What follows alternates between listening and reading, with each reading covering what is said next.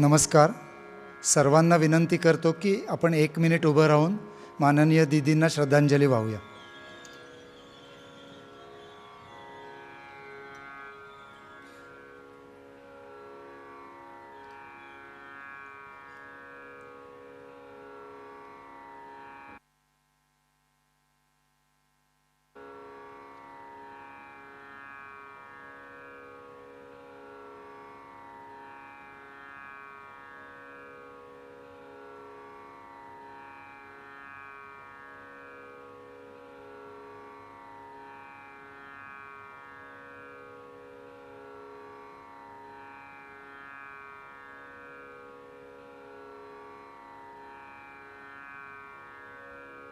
धन्यवाद.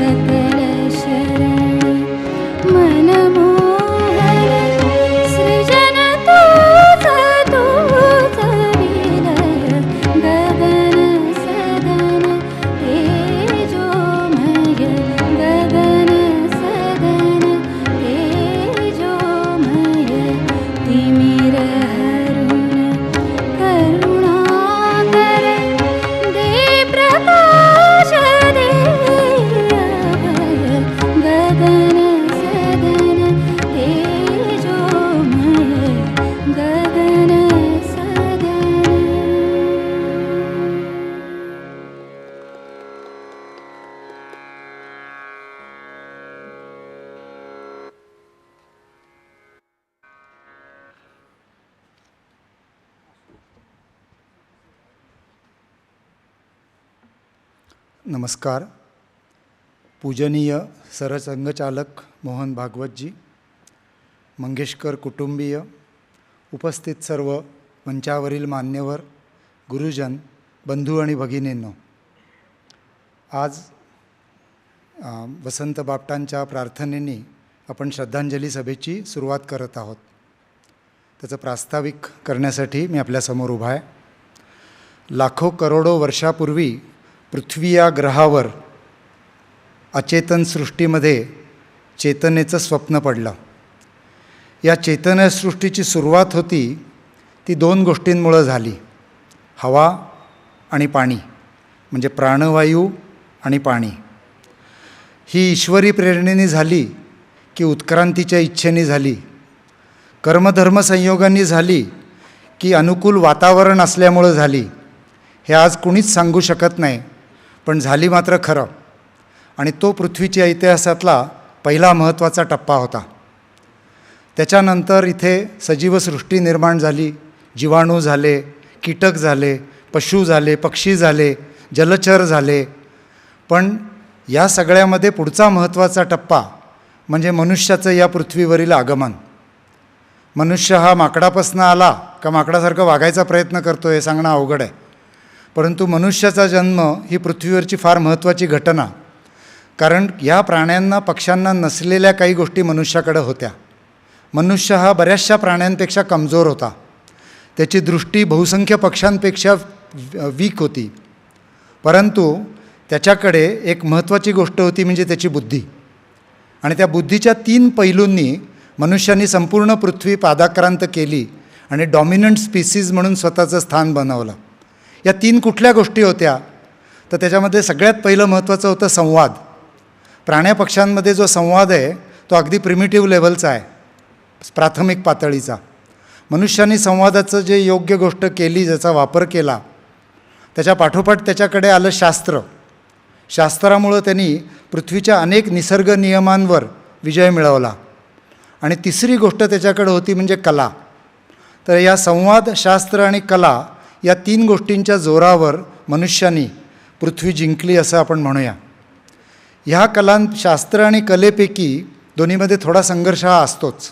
मी स्वतः शास्त्राचा विद्यार्थी असल्यामुळं शास्त्रामुळं जग चालतं अशी एक भ्रामक समजूक बरीच वर्ष माझ्या मनात होती. शास्त्रामुळं दैनंदिन व्यवहार चालतात, शास्त्र नियमांमुळं आपण सगळ्या गोष्टी चालवतो, परंतु माणसाचं मन जे आहे ते या शास्त्राच्यापेक्षा वेगळं आहे. आणि त्या मनाचा व्यवहार हे आता मेडिकल सायन्सला नवीनच कळायला लागलेली गोष्ट आहे, ज्याला आपण माइंड बॉडी मेडिसिन म्हणतो. तर या मनाच्या व्यवहारांचा कलेशी फार संबंध आहे. कला ही नुसत्या कष्टाने साध्य होत नाही, तिला थोड्या प्रमाणात दैवी देणगी लागते, अपार कष्ट लागतात, आणि ह्याच्या पलीकडं जाऊन ती मानवी मनाला उन्नत अवस्थेला नेऊ शकते. म्हणून पशुपक्षी, प्राणी आणि मानव यांना डिफरन्शिएट करणारी एक मोठी गोष्ट कला आणि संस्कृती ही आहे. आणि अशा एका कलेच्या थोर सरस्वतीच्या पुत्रीला नमन करण्याकरता आज आपण इथे एकत्र जमलो आहोत. तर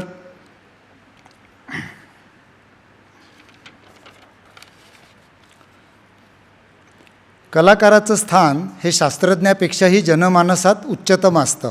आणि याचं कारण ते थेट हृदयाला भिडतं. शास्त्रज्ञाला हे कधीच कळत नाही की आपण हृदयापर्यंत का पोचू शकत नाही जेव्हा की तो हृदयाचे ऑपरेशन्स करत असतो. परंतु कलाकार माणसाच्या मनाशी थेट संवाद साधतो आणि त्या संवादाद्वारे आपण एका वेगळ्या अनुभूतीचा अनुभव घेतो. म्हणजे उदाहरण घ्यायचं झालं तर माणूस आणि देव याच्यामध्ये काही संवाद होतो का किंवा दोर असते का कुणालाच माहीत नाही. पण जर काही ती दोर असेल, जर काही तो संवाद असेल तर तो संगीताच्या माध्यमातून असेल हे निसंशय. कारण कितीही लिहिलं त्याच्यापेक्षा कविता श्रेष्ठ वाटते. अगदी कमी शब्दात ती आपल्याला आशय पोचवते. कितीही चांगली कविता असली तरी त्याच्यापेक्षा गाणं चांगलं वाटतं, कारण ते आपल्या पटकन हृदयामध्ये उतरतं. आणि असं एखादं श्रेष्ठ गीत किंवा कविता एक उत्कृष्ट सुरावट घेऊन एका अद्वितीय आवाजाद्वारे जेव्हा आपल्या हृदयात जाते तेव्हा आपल्याला ही पारलौकिकाची अनुभूती होते. आणि हे काम दीदींनी संपूर्ण भारतवर्षाकरता आणि जगाकरता केलं की त्यांनी आपल्याला सामान्यातून उठून ब्रह्मापर्यंत पोचवण्याचा प्रयत्न केला. तो असा केला की आज आपण कधीही मनाशी डोळे मिटले आणि देवाशी संवाद साधण्याचा प्रयत्न केला तर दीदींची अनेक भजनं गाणी आपल्याला त्याच्यामध्ये आठवायला लागतात. तर दीदींचं हे जे सरस्वती पुत्री किंवा आपण पारलौकिकाचा आनंद देणाऱ्या श्रेष्ठ गायिका, गानसम्राज्ञी, भारतरत्न, त्यांना किती उपाध्या दिल्या तरी त्या कमी आहेत. जेव्हा दीदी 6 फेब्रुवारी 2022 रोजी गेल्या असं कळलं तेव्हा सगळं जग दुःखात बुडून गेलं. आमचे अनेक मित्र देशी परदेशी त्यांचे फोन यायला लागले. डॉक्टर मीता पीर, देवेंद्र पीर आज इथे आलेले आहेत अमेरिकेहून, तर ते दिवसभर रडत बसले होते घरी. त्यांना काही सुचतच नव्हतं. दीदींचं त्यांनी पेंटिंग करून घेतलं होतं घरामध्ये, टी व्हीवर कंटिन्युअसली शिवाजी पार्कला काय चाललं होतं आणि ते दिवसभर रडत बसले होते. असे जगभर लोक सुन्न झाले होते. प्रभुकुंजहून जेव्हा दीदींचं पार्थिव शरीर शिवाजी पार्ककडे जायला लागलं तेव्हा दोन्ही रस्त्याच्या बाजूला दुतर्फा लोकांनी पुष्पवृष्टी केली आणि लोक रडत होते. भारताचा ध्वज अर्ध्यावर करण्यात आला. भारतामध्ये सुट्टी घोषित करण्यात आली. पंतप्रधान मोदीजी आणि मुख्यमंत्री यांनी दीदींना नमन करून तिथे शिवाजी पार्कवर मानवंदना वाहिली. कुठल्याही जगातल्या मोठ्या राजकारण्याला, शास्त्रज्ञाला मिळाली नसेल असा निरोप दीदींना भारताने दिला, जगाने दिला. टाईम्स स्क्वेअरपासून ते CNN पर्यंत, वृत्तपत्रांपासून ते टेलिव्हिजन चॅनेल्सपर्यंत सगळीकडे अनेक दिवस एकच गोष्टीचा सामना होत होता की यापुढं दीदी आपल्यात नाहीत. The greatest daughter of India is no more. हे सत्य समजून घ्यायला सोपं आहे हो. प्रभू श्रीरामालाही जिथं मृत्यू चुकला नाही, भगवान कृष्णांना जिथं मृत्यू चुकला नाही, तिथं दीदींनाही एक ना एक दिवस मृत्यूचा सामना करायला लागणार आहे माहीत होतं ना. पण पचवायला सोपं नाही तरीसुद्धा. कारण कितीही झालं तरी दीदींचं नुसतं असणं हा भारतवर्षासाठी प्रचंड मोठा आशीर्वाद होता. दीनानाथ रुग्णालयासाठी त्या आईसारख्या होत्या. त्यामुळे ते नुसत्या आहेत दीदी ही सुद्धा एक लेजंड आपल्याबरोबर आहे अशी लोकांच्या मनात इच्छा होती. आणि दीदींचं नसणं ही एक प्रचंड पोकळी नुसती मंगेशकर कुटुंबियांच्या मनात नाही आहे, तर उभ्या जगाच्या मनात ही पोकळी निर्माण झालेली आहे. सगळं जग स्तब्ध झालं दीदी गेल्यावर. कुणी राजकारणी गेल्यावर असं होत नाही, कुणी शास्त्रज्ञ गेल्यावर असं होत नाही. मग असं काय विलक्षण होतं की ज्याच्यामध्ये लोकांना असं वाटलं की अरे आज काहीतरी वेगळं झालं आहे बरं का. आज आपण एका अत्यंत मोठ्या व्यक्तीला कायमचं मुकलो आहे. आता आपल्याला अशा ह्याची सवय करावी लागणार आहे. दीदींची गाणी आपल्यासोबत आहेत, ती तर कायमच आपल्यासोबत राहणार आहेत. युगाच्या पूर्वीपासून युगांतापर्यंत ती आपली साथ करणारच आहेत. पण दीदी आता आपल्याबरोबर असणार नाहीत, हसणार नाहीत, फोन होणार नाही, मी त्यांना भेटू शकणार नाही, त्या रुग्णालयात येणार नाहीत. ही गोष्ट विलक्षण अस्वस्थ करणारी होती आणि सगळेच जण दुःखात होते. मी पंडितजींना, आशाताईंना सगळ्यांना आग्रह केला की दुःख हे वाटल्याने कमी होतं. त्यामुळं तुम्ही सगळ्यांनी श्रद्धांजली सभा हे काही दुःखाचं प्रदर्शन नाही आहे, तर तो एक संकल्प आहे, दीदींचं कार्य पुढे नेण्याचा संकल्प. आणि दीदींचं कार्य असं काय होतं तर दीदींची 4 महत्त्वाची कार्य, मी एक त्यांचा शिष्य म्हणून मला वाटतात. दीदींनी 4 महत्त्वाच्या गोष्टी आयुष्यामध्ये केल्या. सगळ्यात महत्त्वाची गोष्ट होती म्हणजे दीदींचं संगीत. त्याच्या पाठोपाठ दीदींची अत्यंत महत्त्वाची गोष्ट होती म्हणजे सर्वोत्तमतेचा ध्यास. म्हणजे एक्सेलन्सची डेफिनेशन कोण होत्या तर दीदी होत्या. म्हणजे कुमार मंगलम बिर्ला समुदायाचे अध्यक्ष आहेत, ते दीदींबरोबर एक आठवडा दीदींची ब्रीफकेस घेऊन फिरत होते शिकण्याकरता की माणूस सर्वोत्तम कसा होतो. तर सर्वोत्तमतेचा ध्यास हे तर दीदींचं चरित्रच आहे. तिसरी गोष्ट दीदींची फार महत्त्वाची होती म्हणजे दीनानाथ मंगेशकर रुग्णालय हे दीदींच्या सेवेच्या इच्छेचं फलद्रूप असं आपल्याला समोर दिसणारं उदाहरण आहे. आणि चौथी गोष्ट जी संपूर्ण मंगेशकर कुटुंबियांची आहे आणि आज व्यासपीठावर बसलेल्या सर्वांचा धागा तुमच्या लक्षात येईल, तो भारतीय संस्कृतीचा अभिमान. हा व्यासपीठावर बसलेल्या प्रत्येक माणसाचा दिशादर्शक विषय आहे. पाश्चात्य संस्कृतीसारखे सुटाबुटात दीनानाथमधले डॉक्टर्स फिरत नाहीत. त्याचप्रमाणे मंगेशकर कुटुंबीयही तुम्हाला भारतीय व पेहरावाच्या बाहेर कधी दिसणार नाहीत. म्हणजे नुसतंच भारतीय संगीत नाही, भारतीय संस्कृती ही आपल्या नसानसात खेळली पाहिजे, तिचा आपल्याला अभिमान पाहिजे. आणि मला असं वाटतं की दीदींनी या 4 गोष्टी जगून दाखवल्या आपल्याला, म्हणून त्यांचं श्रेष्ठत्व, म्हणून सगळं जग त्यांच्याकरता थांबलं. नुसतं गाण्याकरता नाही थांबलं, तर एका महान व्यक्तीकरता थांबलं की ज्यांनी गाण्याच्या थ्रू आपल्याला इतक्या गोष्टी पोचवल्या. आणि त्या गोष्टी आपल्या हृदयातून आपल्या मेंदूकडे जशा जातील तशी आपण त्यांना खरी श्रद्धांजली देऊ अशी मला खात्री आहे. श्रद्धांजली सभेसाठी अनेक मान्यवर आलेले आहेत. मी त्यांची ओळख थोडंफार दीदींच्या या गुणांना जोडूनच करून देणार आहे. तर त्याच्यापैकी सगळ्यात पहिले जे मान्यवर बोलवणार आहे विद्यावाचस्पती शंकर अभ्यंकर. तर शंकरराव हे भारतीय संस्कृतीचे तुम्ही एक समोर अभिरूप असं समोर दिसणारं उदाहरण आहे असं समजा. कारण संत वाङ्मय असू दे किंवा संत विवेकानंद असू दे, पांडुरंगाची भक्ती असू दे किंवा श्री भगवद्गीतेचे अध्याय असू दे, दासबोध असू दे किंवा वेदाचं पठण असू दे, शंकररावांचं साहित्य तुम्हाला नेहमीच भेटत राहील आणि उद्बोधक असा धडा देत राहील. आदित्य प्रतिष्ठानच्या माध्यमातून ते वैश्विक संत वाङ्मयाचं विद्यापीठ लोणावळ्याला सुरू करणार आहेत. त्याचं काम पण सुरू झालेलं आहे. आणि त्यांची एक आठवण उषाताई आहेत, इथे पंडितजी आहेत, शंकर अभ्यंकर आहेत, म्हणून मी एक आठवण सांगतो की सावरकरांची 100 वर्ष मार्सेलच्या उडीला झाली.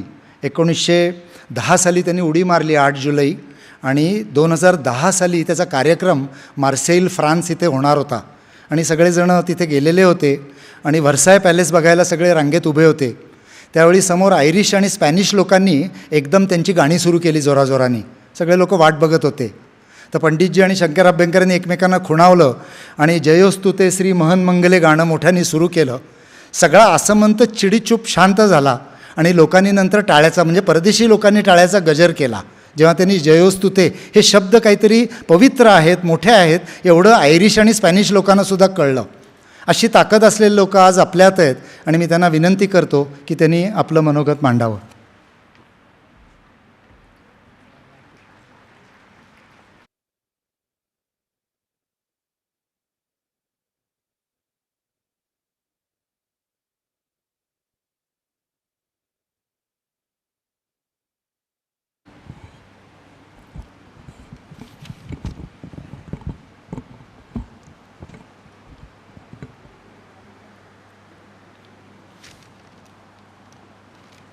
चैतन्यं सर्वभूतानां विवृतं जगतात्मना नादब्रह्म तदानन्दम् अद्वितीयम् उपास्महे. प्रभु परमपूजनीय सरसंघचालक, सर्व मंगेशकर कुटुंबीय, मान्यवर व्यासपीठ आणि दीदींच्या अनंत स्मृती, अनंत गाणी आपल्या हृदयामध्ये साठवून इथे उपस्थित असलेले आपण सर्वजण, माता भगिनी, बांधव, महाविद्यालयीन तरुण आणि तरुणी, आज दीदींच्याबद्दल बोलताना कंठही सद्गदित झालेलं आहे आणि माझं अंतःकरणी अतिशय भरून आलेलं आहे. दीदींचा इतका प्रदीर्घ सहवास आम्हाला लाभला की कधी हा विचार मनात डोकावलाच नाही की केव्हा तरी आपल्याला दीदींना श्रद्धांजली अर्पण करायची, स्वरांजली अर्पण करायची. दीदींच्या अनंत आठवणीनं माझंही मन गलबलून गेलेलं आहे. भगवंतानी ज्या वेळेला या सृष्टीची रचना केली, ज्या वेळेला या ब्रह्मांडाची निर्मिती त्या परमात्म्यानं केली, त्यावेळेला मोठं अद्भुत घडलं. सगळी सृष्टी निर्माण केल्यानंतर शेवटी मनुष्य मात्र निर्माण केला भगवंतानी आणि जगातल्या प्रत्येक माणसाला भगवंतानी विचारलं, तुला काय पाहिजे सांग, ते मी तुला देईन.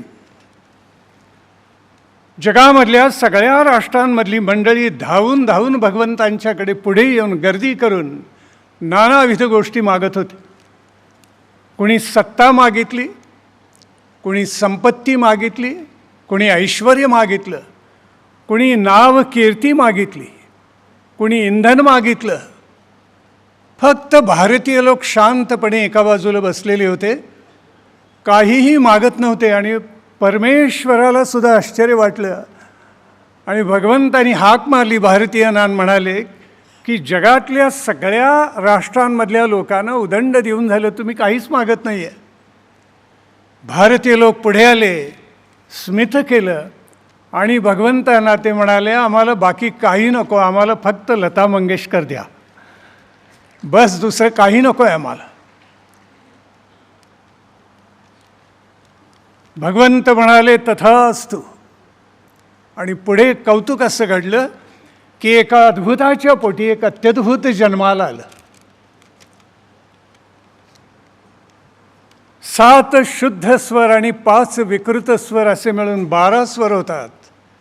त्या 12 स्वरांमध्ये ज्यांचं गाणं मावत नव्हतं, या 12 स्वरांच्या पलीकडे ज्यांचं गाणं होतं,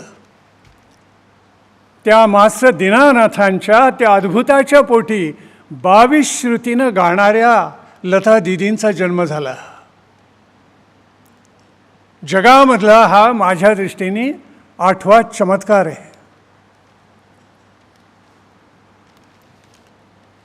किती लोकोत्तर पुरुष, किती लोकोत्तर स्त्रिया या व्यावहारिक जगतामध्ये जन्माला आल्या, तरी त्यांना झुंजूनच पुढे जावं लागतं, झगडून जावं लागतं, सोसून पुढे जावं लागतं.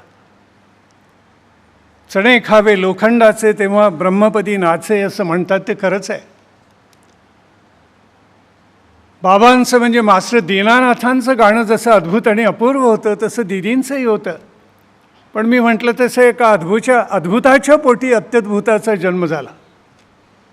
कौतुक घडलं. पण बाबांचं छत्र हरवलं ते केवळ दीदी 13-14 वर्षांची असताना सगळी भावंड धाकटी, सगळ्या प्रपंचाची जबाबदारी आली. आणि दीदींना जो झगडा करावा लागला, जे कष्ट करावे लागलेत, असे क्वचितच कोणी केले असतील जगाच्या इतिहासामध्ये. सकाळी 6 वाजता बाहेर पडावं, स्टुडिओमध्ये जावं, नाना ठिकाणी जावं, रात्री 11ला परत यावं. आणि दीदींचा गळा इतका गोड, इतका सुरेल असूनसुद्धा निर्मात्यांनी त्यांना नापास करावं आणि म्हणावं तुमचा आवाज पातळ आहे, आमच्या नायिकेला तो योग्य नाही. पण दीदींचा गळा कसा आहे हे गुलाम हैदर या नावाचे एक संगीतकार होते, त्यांनी ओळखलं.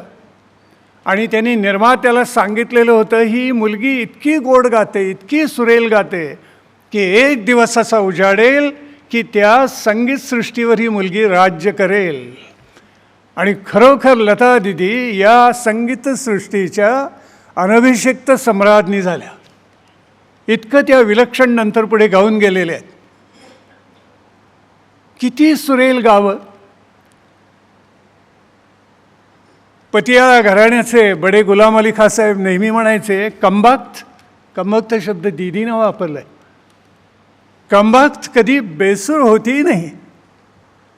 आम्हाला षड्ज मिळवायला वर्षानुवर्ष मेहनत करावी लागते आणि तरी बैठकीला बसल्यानंतर पुन्हा षड्ज हुकमी लागेल असं नाही. पण ही 3 मिनिटात जे मांडते, जे गाते, ते इतकं अद्भुत आहे. कुठेही ते प्रवासात असले, आपल्या शिष्यांना शिकवत असले आणि दुरून जरी दीदींचं गाणं कानावर पडलं, आपली मेहनत थांबवायचे, शिष्यांना म्हणायचे थांबा आणि हे अद्भुत गाणं ऐका, असं गाता आलं पाहिजे. 3 मिनिटामध्ये जराही रेसभर इकडे तिकडे न होता परिपूर्ण गायकीनं ते मांडावं. जणू काही चित्रपट संगीतातलं एक एक गाणं म्हणजे दीदीने एक एक बंदिश करून दाखवलेली आहे त्याची. मास्टर दीनानाथांनी ज्या वेळेला गंडा बांधला रामकृष्ण बाबा वझेंच्याकडे, त्यावेळेला गुरु उलट शिष्याला म्हणाला की दीना, मी तुला काय शिकवणार, अगोदरच तुझ्याकडे इतकं गाणं आहे की माझा गंडा बांधलास तरी मी तुला नवीन काही देऊ शकणार नाही, इतकं गाणं अगोदरच तुझ्याकडे. त्यावेळी दीनानाथांनी एक सुंदर वचन उच्चारलेलं होतं. ते म्हणाले ते की माझ्याकडे बंदिशी आहेत, भरणा आहेत, ख्याल आहेत, सगळं आहे, नाट्यसंगीत आहे, पण त्याला ब्रह्मवाक्य हवे, त्याला ब्रह्ममुख हवं आहे आणि ते या सद्गुरूच्या रूपाने मला मिळवायचे. आणि रामकृष्ण बुवांच्याकडून अनेक गोष्टी नंतर दीनानाथांनी उचललेल्या होत्या. योग कसा अमान अली खानच्याकडे शिकल्यानंतरसुद्धा दीदीनी पुन्हा रामकृष्ण बुवा वझेंच्याकडेच त्या गेलेल्या होत्या. आणि त्यावेळेला जे दीनानाथांना म्हणालेले होते रामकृष्ण बुवा वझे, तेच दीदीनं म्हणाले की लता मी तुला काय शिकवणार, तुझ्याकडे अगोदरच इतकं परिपूर्ण गाणं आलेलं आहे तुझ्या बाबांच्याकडून की नवीन तुला देण्यासारखं काही नाही. वझे बुवांचं नाव नवीन पिढीला कदाचित माहीत असेल नसेल, पण त्यांना कोठीवाले म्हणत असत. कोठीवाले याचा अर्थ असा की अनंत बंदिशींचा संग्रह त्यांच्याकडे होता. आणि दीदींनी त्यातलं काही खूप सुंदर उचललेलं आहे. जुनं एक रेकॉर्डिंग ऐकायला मिळालं, बाळासाहेब मालकौस गायलेले आहेत दीदी, 9 मिनिटाचीच रेकॉर्ड आहे, बरोबर आहे ना आधी ना. आणि इतकं पेजदार गायन आहे ते, तानांचे सट्टे असे, स्वरांचा लगाव असा. आणि पीरन जानी म्हणताना त्या समेवर एखादा अर्जुनाचा बाण सणकन लागावा तसं दीदी त्या समेवर आहेत. जुनं रेकॉर्डिंग आहे पण इतक्या अप्रतिम गायलेले आहेत. आमचं भाग्य असं की दीदींचा परिचय झाला. माणसाच्या जीवनामधले काही योग असे असतात की ज्याचा अनेकांनी हेवा करावा, आपणच आपला हेवा करावा. बाळासाहेब आपण आपलं सगळं कुटुंबीय आणि दीदींचा आम्हाला लाभलेला सहवास ही आमची निरंतर चैतन्याची ठेव आहे. तर कुठल्याही शब्दामध्ये त्याचं वर्णन होऊच शकणार नाही. अमृताचा घनू आम्ही पार्ल्याला करत होतो आणि सगळं मंगेशकर कुटुंबीय समोर ऐकायला बसलेलं होतं. दीदी इतक्या तल्लीनतेनं ते सगळं निरूपण आणि बाळासाहेब गात होते, ती गाणी सगळी माऊलींची ऐकत होत्या, विराणे ऐकत होत्या. आणि शेवटी बाळासाहेबांनी अचानक हाक मारली, दीदी व्यासपीठावर ये. आणि दीदी आल्या व्यासपीठावर. कशासाठी तर पसायदान गाण्यासाठी आल्या. त्यावेळेला त्यांनी मला एक संवादिनी भेट दिलेली आहे आणि प्रतिदिनी मी ती संवादिनी वाजवतो. इतका आनंद अंतःकरणामध्ये दाटतो की दीदींच्या इतक्या आठवणींनी मन भरून येतं.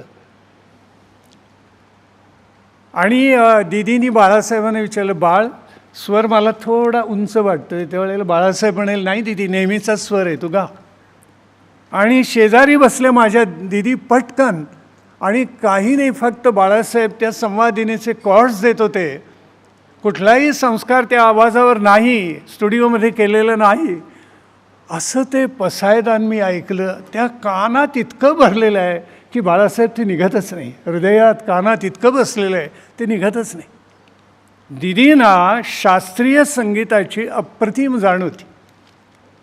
त्याच्यामुळे हिंदी चित्रपटसृष्टीमधले दिग्दर्शक ज्या प्रकारच्या बंदिशीवरून ती गाणी उचलत असत, त्या मूळ बंदिशी किंवा पाश्चात्य राष्ट्रात तयार झालेल्या धून या सगळ्या माहिती असत दीदींना की कशावरून हे गाणं घेतलेलं आहे हे दीदींना अगोदरच सर्वज्ञात असे. दिलीप कुमार म्हणालेले होते की मराठी मुली गातात खरं, पण त्यांच्या गाण्यामध्ये चावल आणि काय दालची बू येते, बू असे उद्गार त्यांनी काढलेले होते. कारण सगळा उर्दूचा प्रचंड प्रभाव हिंदी चित्रपटसृष्टीवर. तर दीदींनी त्या उर्दूवर एवढं प्रभुत्व मिळवलं की ज्यावेळेला त्या किती लहान होत्या, अगदी आएगा आनेवाला गायल्या, त्यावेळेला बाहेर नर्गिसच्या आई बसलेल्या होत्या. त्यांचा विश्वास बसेना की एक मराठी मुलगी हे गाणं म्हणते. गम, बेकरार, खयाल, उर्दूमधले काही शब्द विशेष असतात आणि त्या पद्धतीनंच ते उच्चारावे लागतात. दीदींची सगळी गाणी ऐका की उर्दू भाषेवर एवढं प्रभुत्व मिळवलेलं आहे. प्रत्येक संगीतकाराचं बलस्थान आणि शबलस्थान त्यांना अचूक आणि बरोबर माहिती होतं. बाळासाहेब मी दीदीनं एकदा विचारलेलं होतं की एकच संगीतकार असं सांगायचं झालं तर कोणाचं नाव घ्याल? तर त्या म्हणाले, हिंदीमध्ये शंकर जयकिसन आणि मराठीमध्ये माझा छोटा गुरु बाळ. बाळासाहेबांना त्या छोटा गुरु म्हणत असत. आपल्या रचना ज्या बाबांच्या प्रेरणेनं सिद्ध झालेले आहेत. त्या इतक्या पेचदार, इतक्या अलौकिक आहेत, काळावर मात करून उरणारच आहेत. चला वाही देस, अहो काय रचना केल्या आहेत, काय म्हणजे या जगताच्या पलीकडे असावं असं वाटाव्यात अशा रचना बाळासाहेबांनी केल्या. आणि दीदींनी त्याला कुठल्या उंचीवर नेऊन ठेवले. ते ऐकताना सुद्धा काही वेळेला पाय लटपटतात की बाप रे, इतकं सुरेल गाणं असू शकतं या पार्थिव जगामध्ये, अशक्य आहे, असं होणं नाही कुणी. दीदी म्हणाल्या त्या, खरंच सांगते तुम्हाला, दुसऱ्या दिवशी दीदींचं एक मोठी शस्त्रक्रिया झाली दीदींच्यावर. या गीतांचं ध्वनिमुद्रण झाल्यानंतर चला वाही देस, माई माई म्हटलं. दीदी म्हणाल्या, शंकरराव खरंच सांगते तुम्हाला की त्यावेळेला खरंच माझ्या मागे बाबा आणि माई होते, म्हणूनच मी ते गाऊ शकले, म्हणून मी ते रेकॉर्ड करू शकले. प्रत्येक संगीत दिग्दर्शकाची खुबी कशी आहे रचना करायची हे दीदींना परिपूर्ण माहिती होतं. जसं मास्टर दीनानाथ मूळ बंदिशीला आणखीन सुंदर करून नेत असत, तशा संगीतकारांच्या रचना दीदीने आणखीन सुंदर करून नेल्या. आणि त्या संगीतकाराला काही वेळेला असं वाटे की अरे, माझी रचना इतकी सुंदर आहे, मलाच जाणवलेलं नव्हतं. दीदींच्या कंठातून एकदा ते निघालं, त्या गळ्याचा परिस्पर्श झाला की अद्भुत घडायचं. बाळासाहेब घनूचा कार्यक्रम करताना नेहमी सांगायचे की ओम नमोजी अद्य बांधली चाल परज बहारमधली. आणि आम्ही पहिल्यांदा एक ते पायलट म्हणून पाहिलं. सगळं वाद्यवृंद ताफा आहे, वाजतोय, पण असं वाटलं की अरे काही जमत नाही आहे. आणि दीदी आल्या आणि गायल्यानंतर असा सगळा स्टुडिओ स्तब्ध होऊन गेलेला होता. अरे काय अद्भुत घडलं, जणू काही ईश्वरी कृपेनं हे अवतीर्ण झालेलं आहे. जे माऊलींनी लिहिलं, किंबहुना पुढे लता दिदी गाणार म्हणूनच माऊलींच्या काही रचना झालेल्या असाव्यात असं वाटावं, इतकं अद्भुत त्या गळ्याने गाऊन गेलेले आहेत दिदी, इतकं अद्भुत घडलेलं आहे खरोखर. अशी कितीतरी उदाहरणं सांगता येतील. सलील चौधरीबद्दल त्या म्हणाले ते की रशियन फोक्सचा त्यांचा खूप छान अभ्यास आहे आणि त्याच्यामुळे त्यातून उचलून त्यांनी खूप काही सुंदर रचना तयार केलेल्या आहेत. शंकरजी किसन तर इतके अष्टपैलू आहेत की जगामधल्या सगळ्या रचनांचा अभ्यास करून मांडतात. अजीव दासता आहे हे सरळ सरळ परदेशामध्ये वाजवलेली धून आहे, ऑर्केस्ट्राने वाजवलेली, त्याच्यावर ते गीत त्यांनी उचलून केलेले आहेत. अशा किती रचना सांगता येतील ज्या हिंदी चित्रपटसृष्टीमध्ये झाल्या, पण त्याचं मूळ दीदींना माहिती होतं. गगनसदन आत्ता आपण ऐकलं, पण ती मूळची बंदिश ही तिलक कामोदमधली परमपुरुष नारायण म्हणून आहे आणि ती वझेबुवांच्याकडून आलेली आहे. त्याच्यावर वितरी तेजोबल ना हेही नाट्यसंगीत बांधलं गेलेलं आहे आणि त्याला अधिक सुंदर साज बाळासाहेबांनी नंतर दिला. पण एकदा दीदींच्या गळ्यातून ते प्रगट झालं की त्याचं रूपच पालटून जात असे. दीदी गेल्या म्हणजे दीदी नाही गेल्या. आज मला असं वाटतं की 22 श्रुती सगळ्या मौन झालेले आहेत, 12 स्वर सगळे स्तब्ध झालेले आहेत आणि आज शब्दसुद्धा निशब्द झालेले आहेत. दीदी म्हणायच्या नवीन पिढी गाते बरी, पण शब्दांचं उच्चारण नवीन पिढीला कळत नाही, त्यांनी त्याचा विशेष अभ्यास करायला पाहिजे. दीदी गातात त्यावेळेला त्यांच्या शब्दांचे उच्चार हे इतके विलक्षण आहेत, इतके परिपूर्ण आहेत.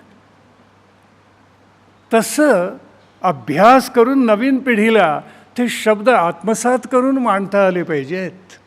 दीदीनं मग एकदा विचारलं तर की तुम्ही ज्या सुवर्णयुगामध्ये गायलात ते आणि आत्ताचं गाणं हिंदी चित्रपटसृष्टीचं यातला भेद काय आहे तेवढं सांगा. तर ते हसले आणि त्यांनी एकाच वाक्यात सांगितलं. त्या म्हणाल्या, आमचं पूर्वीचं सुवर्णयुगामधलं जे संगीत होतं त्यात आम्हाला म्हणजे आम्हा गायकांना विश्रांती देण्यासाठी मध्ये वाद्यवृंद वाजायचा. आता वाद्यवृंदाला विश्रांती देण्यासाठी गायक मध्ये गातात, एवढाच फरक आहे. किती मार्मिक, दीदींच्यावर किती बैठकी झाल्या आणि संगीतावर किती चर्चा झाल्या म्हणून सांगू. अनंत राग, अनंत रागिण्या, कुठल्या रागरागिण्यामध्ये सगळ्या बंदिशी बांधल्या गेलेल्या आहेत आणि कशावरून चित्रपटाची गाणी तयार झाली आहेत, सखोल ज्ञान होतं.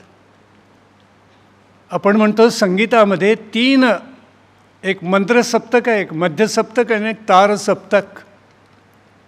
पण एक 4थ्या सप्तकामध्ये सुद्धा दीदी गात असत.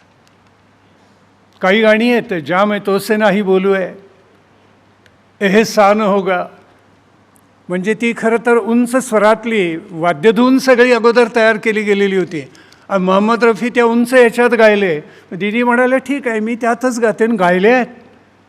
त्या ऐकताना सुद्धा अंगावर काटा येतो, अरे बापरे, की स्त्री इतक्या उंच आवाजामध्ये गाऊ शकते. दीनानाथ तर पांढरी 5ला गायचे बाबा.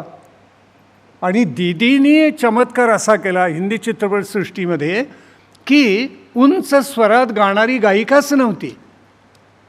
त्याच्यामुळे तिचा स्वर हा काळीचार असायचा गायिकेचा, आणि पुरुषाचा स्वर काळी 1 किंवा काळी 2 असतं. ते एकमेकाचा समन्वय कधीच होत नसे त्यामुळे. आणि पुरुष जो पार्श्वगायक असे त्याला मग रेकून गावं लागायचं आणि त्याचा प्रभाव कधीही पडायचा नाही. दीदीनी पाऊल टाकलं चित्रपटसृष्टीमध्ये आणि चमत्कार घडला. कारण त्या पांढरी 2 काळी 2ला गात असत, पुरुषाच्या स्वरामध्ये गायला लागल्या आणि एकदम चमत्कार घडून गेला. दीदीनी अनेक गाणी त्याहीपेक्षा उंच स्वरामध्ये गायलेली आहेत. आपल्याला माहिती आहेत लक्ष्मीकांत प्यारेलाल, त्यांनी एकदा पैज मारलेली होती की दीदीनं हरवून दाखवतं. आणि त्यांनी सत्यम शिवम सुंदरम गीत रचलं. आणि ते गीत रचल्यानंतर दीदीनं म्हणाले, दीदी बहुत पेचदार आहे, हे बंदिश अवघड आहे. पायलट रेकॉर्डिंग केलेलं दीदीनं दिलेलं होतं. दीदी स्टुडिओमध्ये आल्यावर म्हणाल्या चला रेकॉर्ड करूया. त्यावेळी लक्ष्मीकांत आश्चर्याने बघत उभे राहिले, काय बोलताय दीदी, हे फार पेचदार आहे गाणं, तुम्ही एकदा आपण असं करूया, 4-5 वेळेला रिहर्सल करूया, मग रेकॉर्ड करूया. दीदी म्हणाले आवश्यकता नाही, मी पायलट रेकॉर्डिंग ऐकले, एकदा ऐकलेलं त्यांनी पहिला टेक ओके होऊन गेला. मराठीमधली गाणी असोत, अन्य भारतीय भाषांमधली गाणी असोत, हिंदी चित्रपटसृष्टीतली गाणी असोत, परदेशामध्ये जाऊन केलेले कार्यक्रम असोत, दीदींचा ठसा डॉक्टरांनी सुरुवातीला केळकरांनी उल्लेख केल्याप्रमाणे सगळ्या जगामध्ये पसरलेला आहे. तुकोबा म्हणाले, जेथे जातो तेथे तू माझा सांगाती, चालविशी हाती धरून या. तसं आम्ही जगात सगळीकडे गेलो तर त्यावेळेला शंकराचार्य, ज्ञानदेव माऊली, तुकोबा समर्थ जसे आमच्याबरोबर असतात तशा दीदीही असतात. हिमालय जसा एकमेव, गंगा नदी जशी एकमेव, तसा दीदींचा स्वर जगामध्ये एकमेवच. तुम्ही आम्ही असे भाग्यवंत आहोत की तत्त्वज्ञानाने 4 योग सांगितले, कर्मयोग, भक्तियोग, ध्यानयोग आणि ज्ञानयोग. पण जगामध्ये इतकं विराट दुःख आहे की त्या 4 योगांचा आश्रय करून सुद्धा दुःखावर सर्वांना मात करता येतेच असं नाही.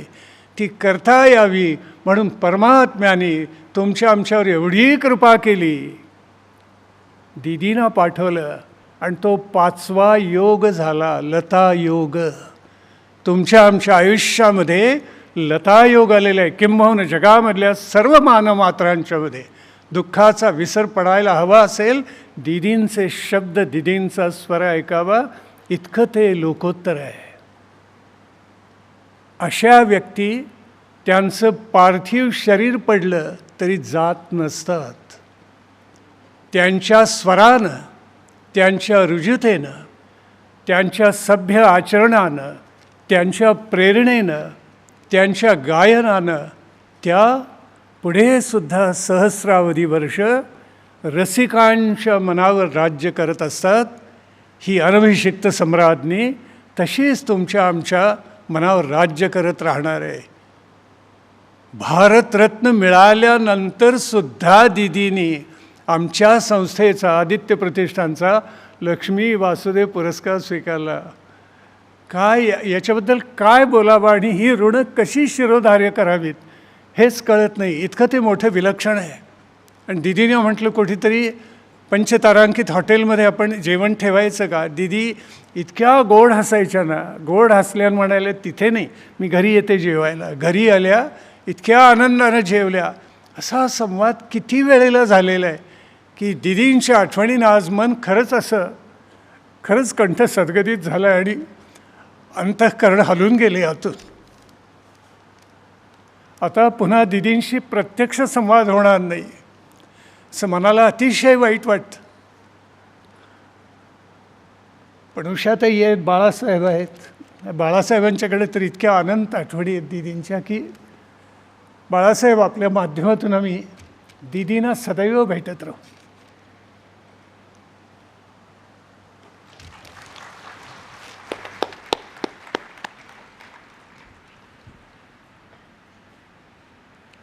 वा शंकरराव वा.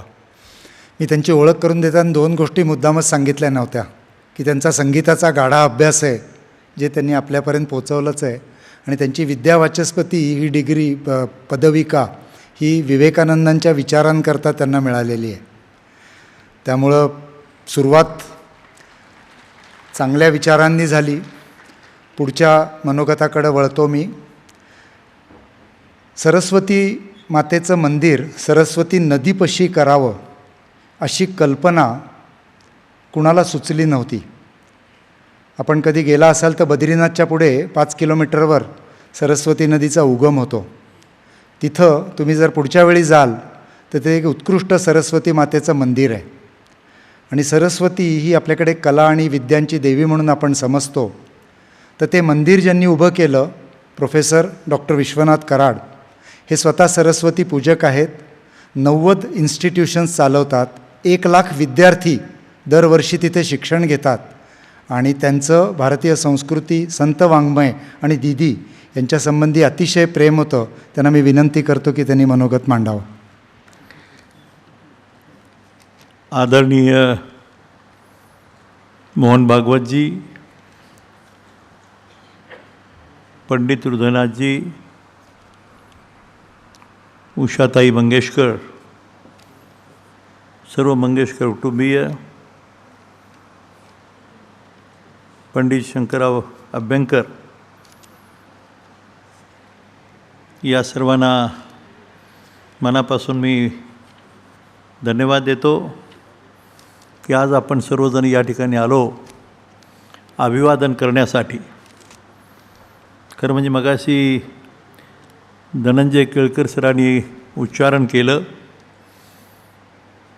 की खरं म्हणजे हा काही संकल्प करण्याची वेळ आहे, श्रद्धांजलीची सभा आहे, अभिवादन करण्याचा हा प्रसंग आहे. सर्वांचं अंतःकरण आणि घसा दाटून आलेला आहे.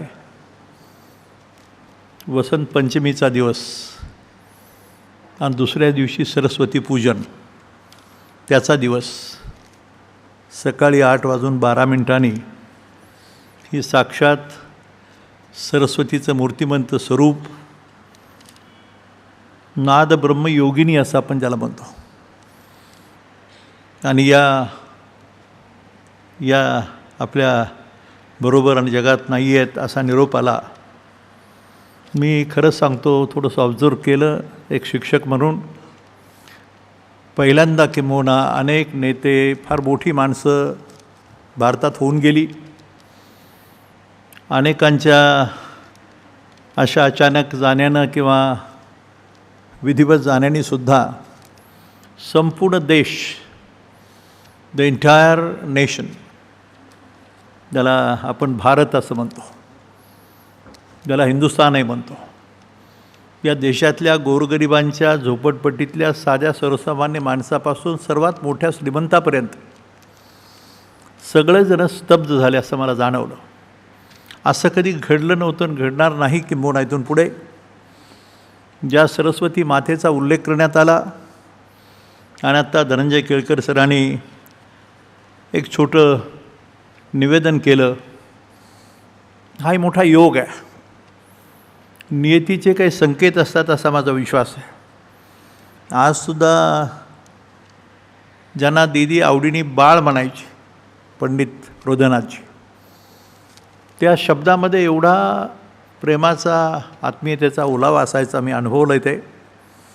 आदिनाथ असो, उषाताई असो, सर्व घरातली इतर सर्व मंडळी यांचे संवाद मला काही वेळेला ऐकण्याचा प्रसंग आला. म्हणून आठवण होते की खरं म्हणजे मी मगाशी विचार करत होतो की वैश्विक भारतीय संस्कृतीचं एक मूर्तिवंत प्रतीक, मी मुद्दाम शब्द वापरतो कारण का याच्याशी काहीतरी आमचं नातं जुळलं. 15 नोव्हेंबर 2006 साली, त्याच्या अगोदर इन द इयर 1996 ज्ञानेश्वर माऊलींचा संजीवन समाधीचा 700वा सोहळा, 69वा अखिल भारतीय मराठी साहित्य संमेलनाचा विषय आणि कैलासवासी श्रीमती शांता शेळके कवयित्री साहित्य संमेलनाचे अध्यक्ष असल्यामुळं आणि खरं म्हणजे शांता शेळकेंची आणि दीदीची जी जवळीक होती, मैत्री होती, त्याच्यामुळं योग आला.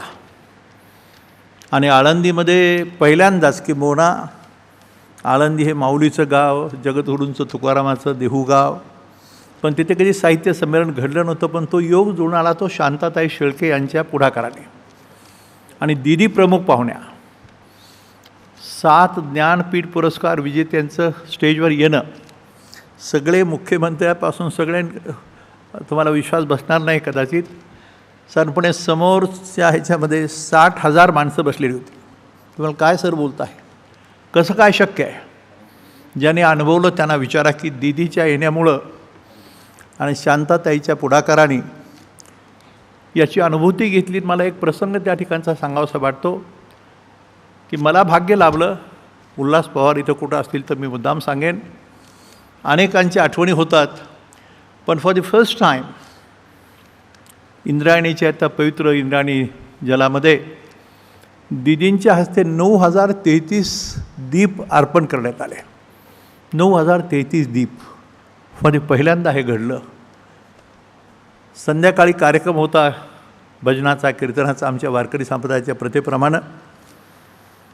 आणि पद्मश्री शंकरबापू आपेगावकर, माखनलालजीचे जगप्रसिद्ध शिष्य पखावतचे, साध्या धोतरातला, फेटे, साधा नेहरू शर्ट, आणि मी त्यांना दिसत नव्हतं, त्यांना हाताला धरून मी वर येतो आहे आणि समोरून दीदी आल्या, लता मंगेशकर द ग्रेट, पंडितजी सगळे बाकीचे सोबती होते.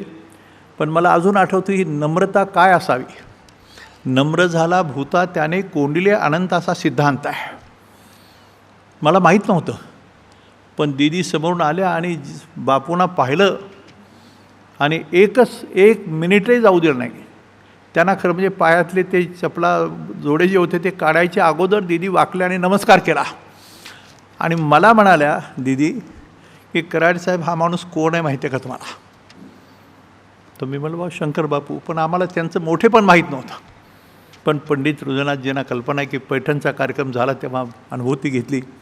एक अलौकिक असं व्यक्तिमत्व ज्याला म्हणता येईल, ज्याला अद्भुत शब्दही कमी पडत, मला शब्द सापडत नाहीत खरं पाहिलं तर, कसं वर्णन करावं.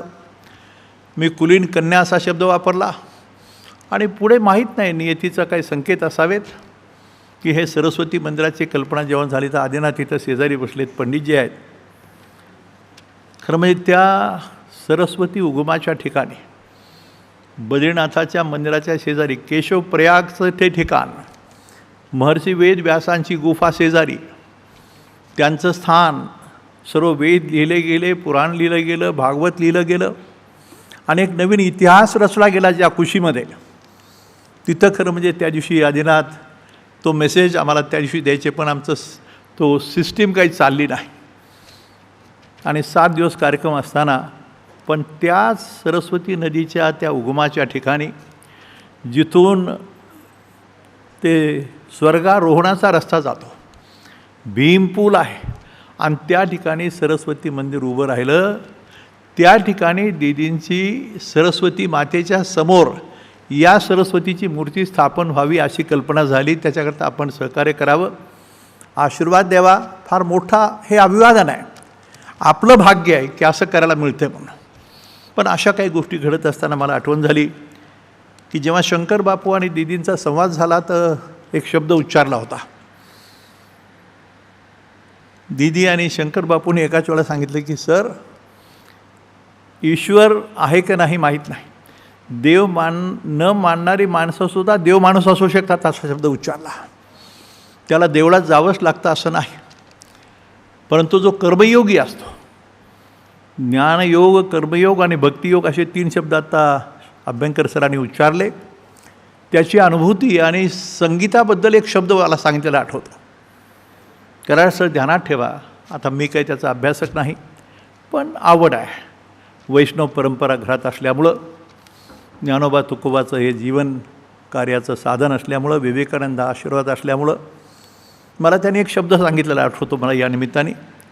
ते म्हणाले, लक्षात ठेवा की संगीताच्या साधनेतून ईश्वर दर्शन आणि संगीताच्या साधनेतून शांत रसाची अनुभूती येते. 2 शब्द वापरले. आम्ही विश्वशांतीचं कार्य करत असताना ही राजबाग आली, राजबागेमध्ये विश्वराजबाग झाली आणि त्या ठिकाणी शंकर बापूंच्या पंडितजी आठवत असेल तुम्हाला, तुम्ही होता, कर्वे गुरुजी होते. तो जो प्रसंग आहे तो चांगला आठवतो. हृदय आदिनाथ होता तेव्हा. आणि त्यावेळेला एका शब्दाने मला कर्वे गुरुजींनी असं सांगितलं की सर, हे तुम्हाला करायचं आहे. You have been assigned the duty and the destination. 2 शब्द वापरले. तुमचं कर्तव्य काय, where from you have come, what the purpose of your life, तुमचं जीवनाचं ध्येय काय, कार्य काय, हे निश्चित झालेलं आहे आधीच. आणि मग ईश्वर निर्मित कार्याकरता मला कर्वे गुरुजींनी बोलले. हृदयनाथजी साक्षीला आहेत त्याचे. तेव्हा त्यांनी सांगितलं की या ठिकाणी तुम्ही एक सुंदर असं संगीताच्या साधनेतून ईश्वर दर्शन आणि शांतरसाची अनुभूती करता, एक असं वेगळं संगीत अकॅडमी, विश्वशांती संगीत कला अकॅडमी. माहीत नाही मला देवाच्या दयेने काही असं दृष्टी काही प्राप्त झाली आहे. आणि त्या ठिकाणी ते सप्तस्वरांची रचना आणि मध्यभागी नाद ब्रह्माचं स्थान, समोर सरस्वती मातेचं एंटीला ते दिसणं, उभारणं, आणि जेव्हा दीदींच्या हस्ते त्याचं उद्घाटन ठरलं. हृदयनाथजी आपल्याला आठवत असेल की आपण जेव्हा आलो आणि फॉर द फर्स्ट टाईम, खरं म्हणजे दीदींना त्यावेळेला जगातले किती पुरस्कार होते मला माहीत नाही, पण भारतरत्न लता मंगेशकर दीदी एवढे मोठे पुरस्कार असताना आम्ही त्यावेळेला मुद्दाम दुसराही प्रकार झाला होता की त्यांना आम्ही ज्ञानेश्वर माऊलीच्या नावाने विश्वगान सम्राज्ञी असा शब्द आहे. गानसम्राज्ञी हा नेहमीचा शब्द आहे, पण विश्वगान सम्राज्ञी, नाद ब्रह्म योगिनी असे शब्द वापरले गेले. आणि त्या शब्दांचं सार्थ स्वरूप साक्षात सरस्वतीचं रूप असलेल्या लता दीदींना खरं म्हणजे अभिवादन करताना मला आठवण होते. मला तो प्रसंग आठवतो. आमचं भाग्य एवढं थोर की दीदींना जेव्हा ते पाहिलं त्यांनी ती सप्तस्वरांची रचना, नाद ब्रह्माचं स्थान, त्याच्या त्या हत्तीच्या पाठीवरून फिरण्याची ती कला, समोर सरस्वतीचा सुंदर पुतळा, तर दीदी मला त्यांच्या हळूच त्यांच्या भाषेमध्ये अतिशय मधुर असं मला म्हणाल्या, कराड साहेब हे अद्भुत आहे शब्द वापरला. हे मी संगीत अकॅडमी अनेक पाहिल्या जगामध्ये, भारतातही आहेत, पण अशी संगीत अकॅडमी, विश्वशांती संगीत अकॅडमी मी पाहिली नाही. म्हणलं दीदी व्हा ना अध्यक्ष. Can you believe it friends, की हे म्हटल्याबरोबर पंडितजीकडं दीदींनी पाहिलं, काय बाळ ठीक आहे, आणि दीदींनी विश्वशांती संगीत कला अकॅडमीचं अध्यक्षपद स्वीकारलं for the first time in a life. हे आमचं भाग्य, हे आमचं सद्भाग्य. आणि या संस्थेला एक वेगळी दिशा तेव्हापासून इतकी सुंदर मिळाली की आज तुम्हाला माहीत आहे, बाकीचं कार्याबद्दल मी बोलणं योग्य नाही, परंतु एक अद्भुत असा संदेश ज्याला वैश्विक भारतीय संस्कृतीचं दर्शन म्हणून होत असताना मी आज सांगतो की मी काही संकल्प, मी परवा पंडितजींना बोललो, आदिनाथला बोललो की आम्ही आमच्या विश्वशांती विद्यापीठ असेल, आळंदी देहू परिसर विकास समितीचं सर्व कार्य असेल, हे वारकरी संप्रदायाचं कार्य असेल, ह्या सर्वांच्या वतीनं मी हृदयनाथजींना बोललो. मला माहीत नाही का, पण एक येतो संदेश की लता दीदींच्या नावाने ज्या विश्वशांती संगीत कला अकॅडमीच्या त्या अध्यक्ष आहेत आता, त्याला त्यांचं नामकरण करायचं पहिलं. की त्यांच्या नावाने ती संगीत अकॅडमी असं विश्वशांती संगीत कला अकॅडमीचं अध्यक्ष असणं वेगळं, पण त्यांच्या नावानेच ती अकॅडमी उभी राहावी हा पहिला संकल्पन त्यांचा तो सुंदर असा एक मेटॅलिक पुतळा करून वीणाधारी त्या जो मंच आहे तिथं नादब्रह्माचं जे स्थान आहे त्या अकॅडमीचं पाहिल्याशिवाय करणार नाही. तिथं त्याचं जे रूप आहे 7 स्वरांचे ते त्या ठिकाणी येणं. उषाताई तुम्हाला विनंती आहे माझी की तुम्ही मला एकदा सांगितलं होतं कधी पूर्वी की प्रत्येक स्वराला एक रंग असतो असं सांगितलं मला. ते त्या रंगाचं स्वरूप आम्हाला शिकवा सांगा. आणि दीदीच्या नावाने नाद ब्रह्म योगिनीचं ते सुंदर रूप त्या स्वरांच्या सेंटरला नादब्रह्माच्या ठिकाणी स्थापित व्हावं. त्यांचा एक सुंदर आपण इमॅजिन नाही करू शकत पण असा एक सुंदर पुतळा मेटॅलिक वीणा घेतलेला त्या ठिकाणी स्थापन व्हावा हा पहिला संकल्प आहे. त्याचं कार्य खरं म्हणजे परवा पंडितजींना बोलल्यावर सुरू झालं आहे. पण दुसरा सर्वात त्याच्यापेक्षा महत्त्वाचा भाग आहे की ती ह्या भारत मातेची विश्वात्मक स्वरूप असलेली ही कुलीन कन्या यांचं स्वरूप त्या सरस्वती नदीच्या उगमापाशी व्हायचं असावं. त्या ठिकाणी जे सरस्वती मंदिर उभं राहिलं ती सरस्वतीची मूर्ती आणि त्याच्यासमोर ही दुसरी सरस्वती. तर त्या ठिकाणी सुद्धा सरस्वती उगमाच्या स्थानावर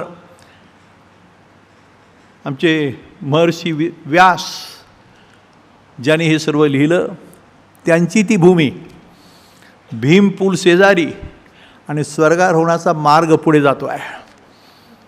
आणि त्याच्या साक्षीने तिथं सरस्वती मंदिर जे उभं राहतं आहे त्याच्यामध्ये दीदीचा सुंदर असा पुतळा आणि सर्व प्रतिमा पुतळाच खरं म्हणजे पूर्णपणे व्यासांच्या मूर्तीच्या साक्षीनी पंढरपूरचे विठ्ठल रुक्मिणी आहेत आणि समोर सरस्वती आहे तिथेही बसवण्याचा मनामध्ये संकल्प आहे. आपण सहकार्य करून द्यावं, फक्त आशीर्वाद द्या.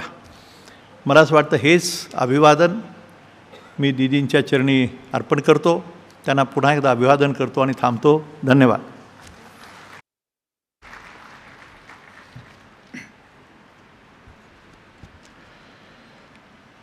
माननीय दीदी जेव्हा गेल्या तेव्हा माझ्या पत्नीने एक छोटी हिंदीत कविता लिहिली, त्याच्या 4 ओळी आपल्याला ऐकवतो. कोई क्षणिक दुर्घटना नहीं था उनका जाना, जैसे दिन भर का थका सूरज आसमां को अपनी लालिमा से रंग कर अस्तांचल में पिघल जाए, कि किसी एहसास की तरह समा गया है उनका अस्तित्व हम सब में, इतना कि अब कोई भी गाए उनका गीत हमारे दिलों को तो अपने आप सुनाई देती है बस उनकी ही आवाज़.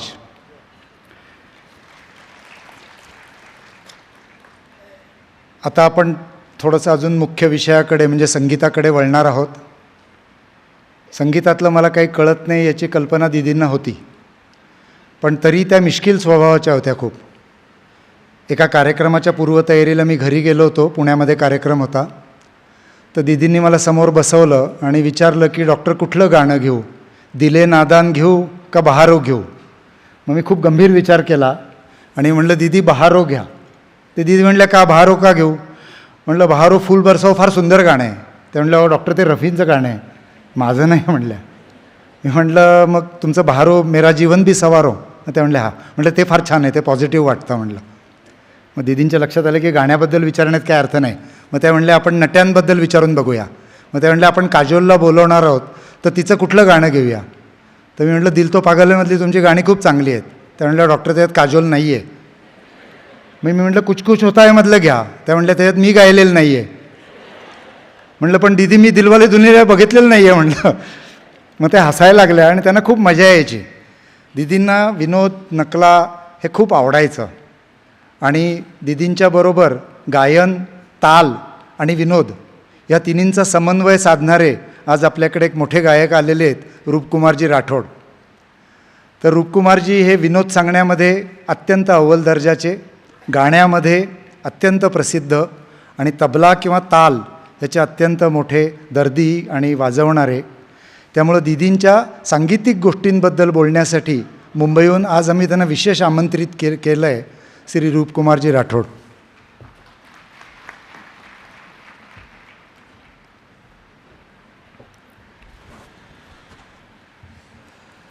नमस्कार। रंगमंच पर उपस्थित सभी महानुभावों को मैं प्रणाम करता हूं और आप सबका स्वागत करता हूं।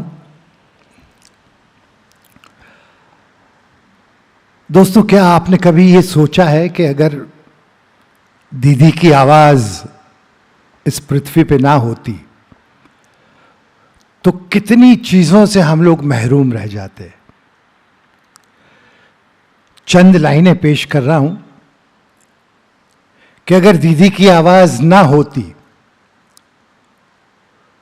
तो ना कलियां ही खिलती, ना गुंचे चटकते, ना मौसम खिजां के बहारों में ढलते, ना बिजली चमकती, ना बरसात होती, ना दीदी गुनगुनाती, ना ये बात होती। न कोयल ही गाती, न दिल को लुभाती, न कोयल ही गाती, न दिल को लुभाती, न बुलबुल चमन में ये नगमे सुनाती। कली फूल बनती, न भंवरा मचलता, न शम्मा के रोने पे परवाना जलता, न दीदी से हमारी मुलाकात होती, ना दीदी गुनगुनाती, ना ये बात होती। एक बार जोरदार तालियां दीदी के लिए। हालांकि ये शोक सभा है, लेकिन ऐसी हस्तियां जो हैं, नेवर बॉर्न नेवर डाइड, ये ईश्वर का साक्षात रूप है। और हम तो इतने भाग्यवान हैं कि हमने इतिहासों में सुना था कि कोई बैजू भी होते थे, कोई हरिदास भी होते थे, कोई तानसेन भी होते थे, कोई तानारीरी भी थी। प्रमाण इसका हमारे पास में कुछ नहीं है। ये कहानियाँ इतिहास के पन्नों में हमने पढ़ी है, लेकिन जिसका साक्षात्कार हमने किया है वो हमारी एकमात्र दीदी है, कि जिनके संगीत से हम बड़े हुए हैं। हमारे बच्चे, जब मेरी बेटी गर्भ में थी 7 महीना, तब उसको मीरा के भजन सोनाली सुनाती थी। और मुझे इस बात की खुशी है कि 2018 में दीदी ने मेरी बेटी को प्रेजेंट किया दीनानाथ मंगेशकर हॉल में। तो ये बहुत बड़ा आशीर्वाद है आज की नई पीढ़ी के लिए। और दीदी का गाना, तो हम पैदा हुए तब से माँ की आवाज़ से पहले हमने दीदी का गाना सुना।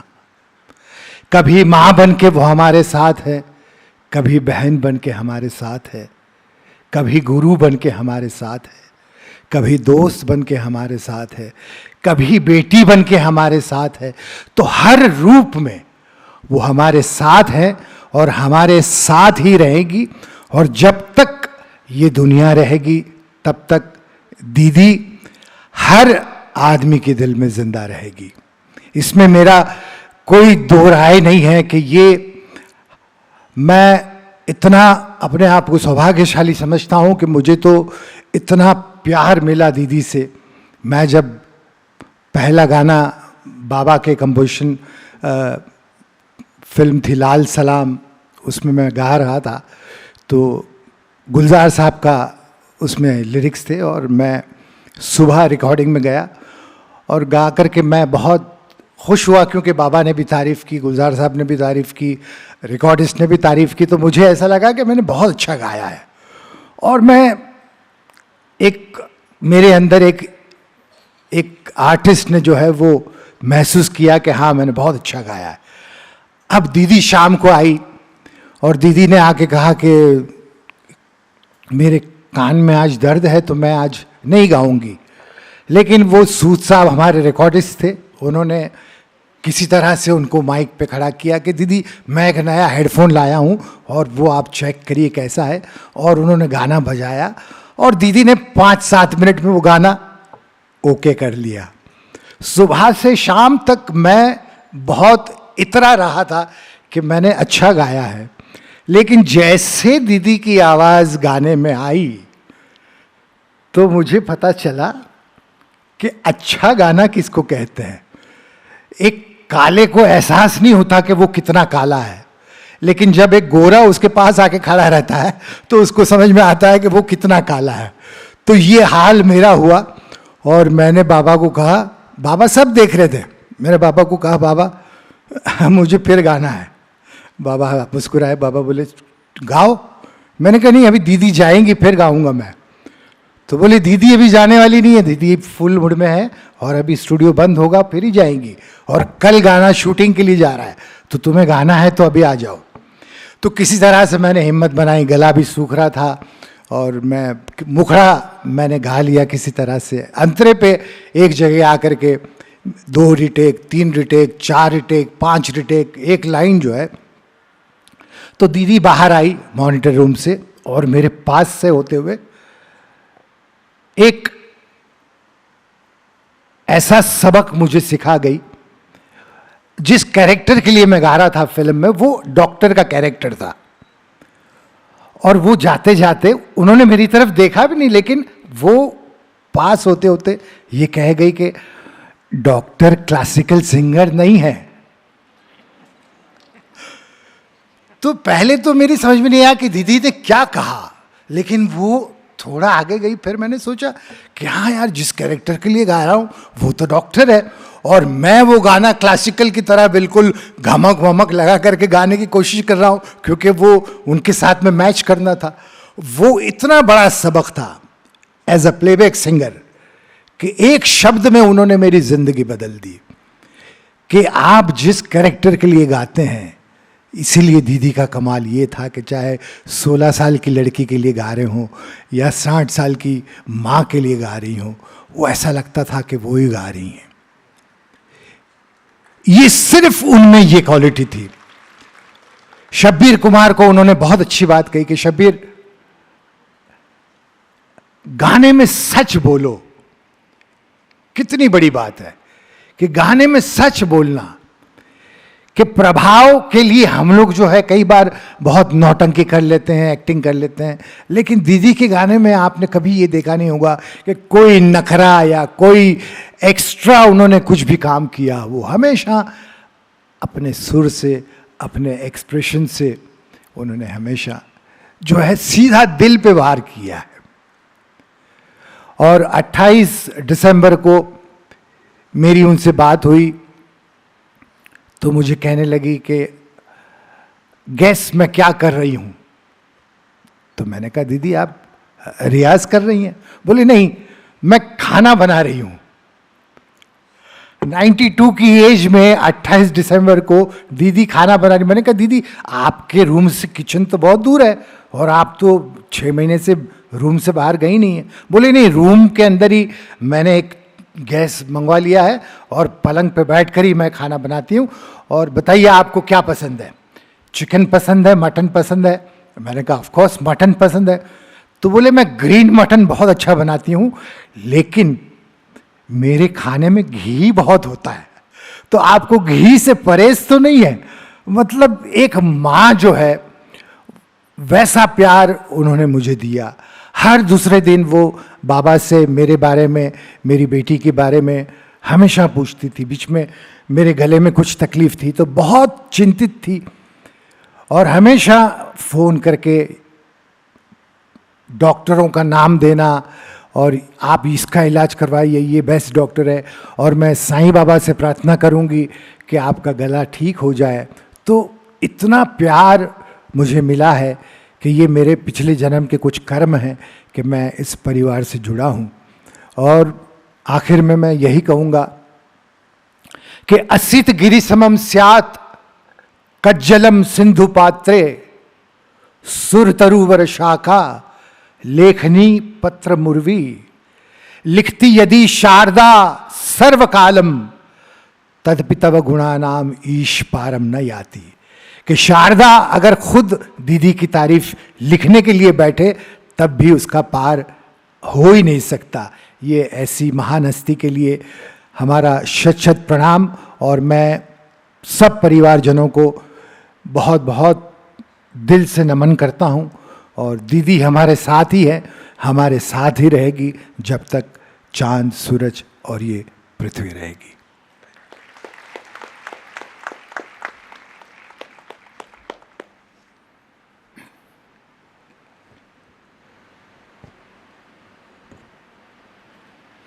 जो दिल से सच्ची बात आती है उसकी ताकद कुछ अलग होती है.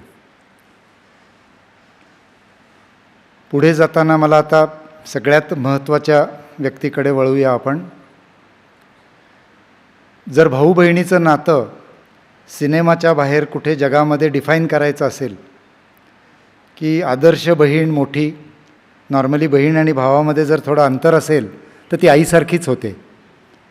आणि जिनी ॲक्च्युली आयुष्यभर आईची भूमिका निभावली घरच्यांकरता, आणि एक आदर्श भाऊ ज्यांनी दीदींच्या कायम बरोबर राहून त्यांच्याबरोबर नुसतंच काम तर नाही केलं पण दीदींच्या कार्याला एका मोठ्या उंचीवर नेऊन ठेवलं, अशी भावा बहिणींची जोडी आपण ॲक्च्युली खरं सत्यात पाहतो असं मी नेहमी पंडितजी आणि दीदींकडे बघत असे. दीदींचं गाणं म्हणजे नुसतं मनोरंजनाचं प्लेबॅक सिंगिंग नव्हतं, कारण जर नुसती सिनेमातली गाणी केली असती तर त्याला मर्यादा राहिली असती. पण सिनेमाच्या बाहेर जाऊन जेव्हा कवी ग्रेस, चित्रे खानोलकर, सुरेश भट, वसंत बापट, कवी कुसुमाग्रज, आज कुसुमाग्रजांचा जन्मदिन आहे, मराठी भाषेचा दिन आहे आज, तर असे कवी जेव्हा पंडितजींच्या थ्रू दीदींनी गायले तेव्हा त्याला एक वेगळा परिमाण प्राप्त झाला. त्यानंतर जेव्हा सावरकरांच्या कविता, विवेकानंदांची तत्त्व, ज्ञानेश्वरी, मीरासूर कबीर असं जेव्हा दीदींनी केलं तेव्हा पंडितजी आणि दीदींनी आपल्याला पारलौकिकाच्या जवळ नेलं. त्यामुळं असं पारलौकिकाच्या जवळ नेणं हे एकट्या दीदींचं किंवा एकट्या पंडितजींचं काम करून संपूर्ण मंगेशकर कुटुंबियांनी संपूर्ण देशाला समृद्ध केलेलं आहे. पंडितजींना बोलायला अवघड जाणार आहे याची मला कल्पना आहे, कारण दीदींवर त्यांचं किती प्रेम आणि किती वर्षांचं आहे हे मी अत्यंत जवळून जाणतो.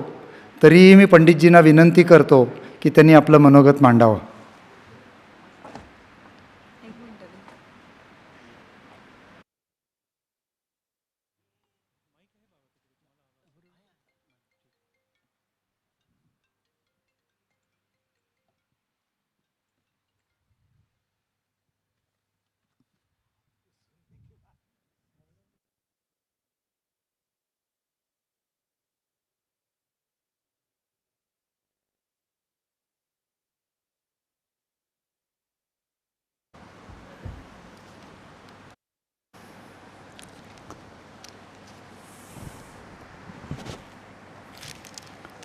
आदरणीय व्यासपीठ, उपस्थित सर्व बंधू भगिनींनो, डॉक्टर धनंजय केळकर यांनी आता नाव घेतलं. कुसुमाग्रज, विवा शिवराडकर, त्यांच्या कवितेने मी बोलायला सुरुवात करतो की नव्हाळीतले ना उमाळे उसासे, नव्हाळीतले ना उमाळे उसासे, न ती आग अंगात आता उरे, विझोनी आता यौवनाच्या मशाली, तळी राहिले काजळी कोपरे. दिमाखात तारे नटोनी थटोनी, शिरी टाकीती दिव्य उल्का फुले, परंतु देवा तुझ्या मूर्ती वाचून देवा, मला वाटते विश्व अंधारले. आपण सारे उजेडात बसलेले आहात, मी बाकी अगदी अंधारात उभा आहे. माझ्यासाठी हा एक विलक्षण असा गडद काळोख आहे, अंधार आहे, त्यातून मी बाहेरच निघत नाही आहे. सारे विश्व अंधारले.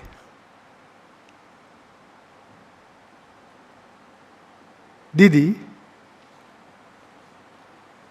काय बोलायचं तिच्याबद्दल माझ्याकडे खरंच शब्द नाही आहेत. मला असं वाटतं की आळंदीला एक माऊली झाली आणि दीदी ही स्वर माऊली होती. आळंदीची माऊली वाचली मी भरपूर, ज्ञानेश्वर महाराजांना वाचलं, त्यांच्या विराण्या वाचल्यात, त्याचे अभंग वाचले, त्यांना सारी लावल्यात, पण ते मला शेवटपर्यंत कळले नाहीत. तशी दिदीबरोबर 80 वर्ष राहून मला दिदी पण बिलकुल कळली नाही. आता मी दिदीचा शोध घेणार आहे. धन्यवाद.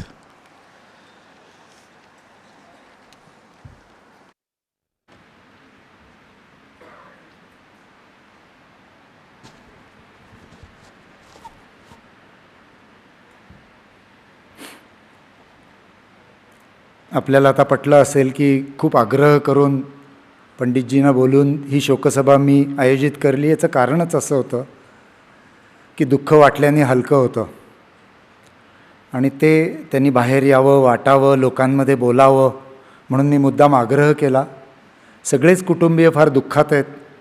आदिनाथ जो बोलणार होता तो म्हणला की मी नाही बोलत.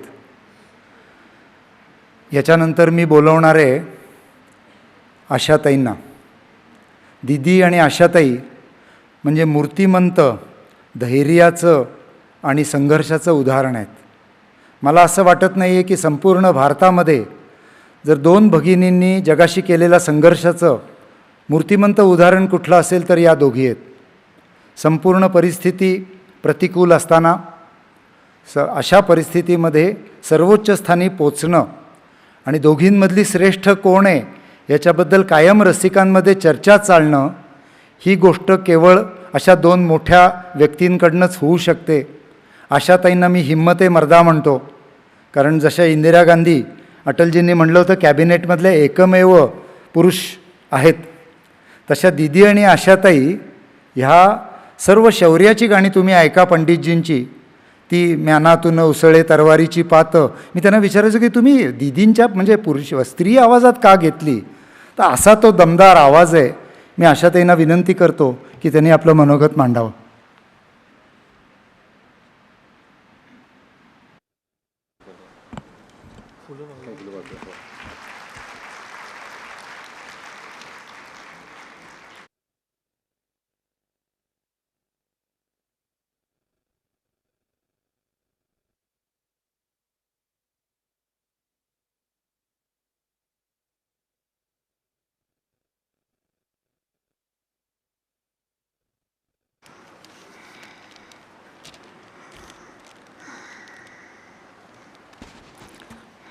नमस्कार.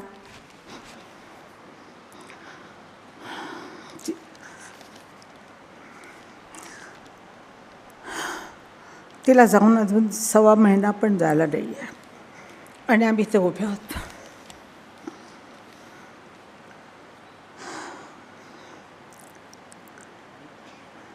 मी दिदीच्या गाण्याविषयी काही बोलणार नाही. ते बोलण्याच्या पलीकडचं आहे. त्याची कोणी स्तुती करावी ते स्तुतीच्या बाहेरचं आहे.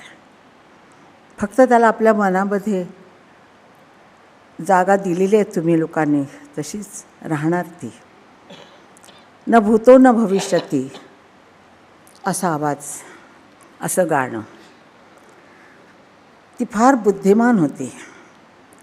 फार बुद्धिमान म्हणजे तुम्हाला सांगते, जर ती शिकलेली असती तर आज कुठं तिनं प्राईम मिनिस्टर तीच झाली असती. इतकी बुद्धिमान मुलगी होती. आणि याच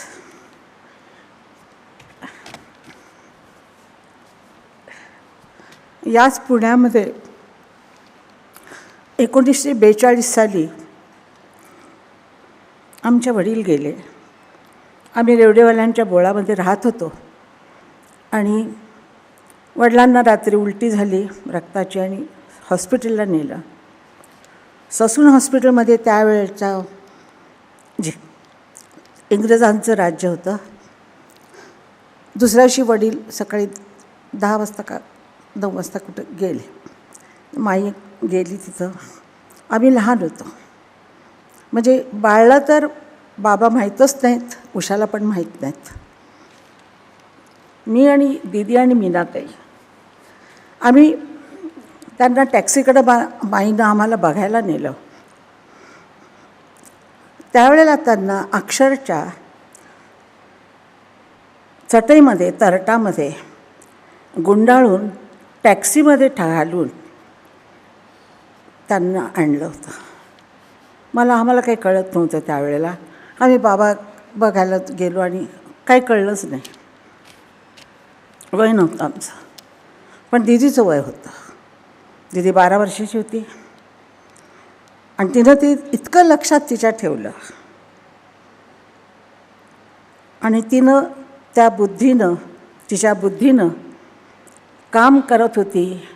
खूप कष्ट सहन केलेले आहेत. कारण मी 15 वर्षाची होईपर्यंत मी तिच्याबरोबर रेकॉर्डिंगला जायचे, रिहर्सलला जायचे. काय तिनं त्रास सहन केलेला आहे, ट्रेनमध्ये कसे चढलो आहे आम्ही, काय केलेलं आहे, पण हसत सगळा त्रास सहन केलेला आहे. त्यानंतर तिनं ती गोष्ट वडिलांची लक्षात ठेवली. त्याच पुण्यामध्ये तिने आणि म्हणजे माझ्या छोट्या भावाने बाळने असं ठरवलं की इथं हॉस्पिटल करायचं. ही तिची जिद्द होती की माझ्या वडिलांना तर्टामध्ये बांधून आणलं आणि इथं ॲम्ब्युलन्स पण नव्हती, काही नव्हतं. आणि ते तिच्या मनामध्ये इतकं म्हणजे सणसणच होतं नेहमी तिच्या डोक्यामध्ये की मी हॉस्पिटल बनवणार आणि सगळ्या गरीब लोकांना असं कधी कोणी पाठवू शकणार नाही किंवा त्यांचा इलाज होणार नाही, म्हणून तिनं हे हॉस्पिटल उघडलं. त्या हॉस्पिटलला लता मंगेशकर नाव देऊ शकली असती, पण दीनानाथ मंगेशकर हे नाव तिनं दिलं. तिला मंगेशकर या नावाचा फार अभिमान होता, लतापेक्षा जास्त. तिचं फोनवरती कशी बोलायची, मी लता मंगेशकर अशी बोलली की समोरचा माणूस उठूनच भरायचा. या हॉस्पिटलला अतिशय चांगल्या डॉक्टरांची साथ मिळाली, सगळे चांगले लोक मिळाले. मी तिला म्हटलं एकदा माझ्या सवयीप्रमाणे की दीदी त्या हॉस्पिटलमध्ये आपल्याला फ्री आहे ना. ती बोलले नाही. तिशी आवाज तिनं केला की तुझ्याकडं पैसे नाहीत का. म्हटलं नाही आहेत ना. मग हॉस्पिटलला दे.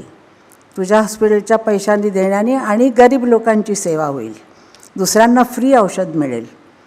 ही तिची सगळ्या जगावर अशी माया होती. ती अतिशय व्यवस्थित, अतिशय सुंदर कपाट तिचं लावलेलं असायचं.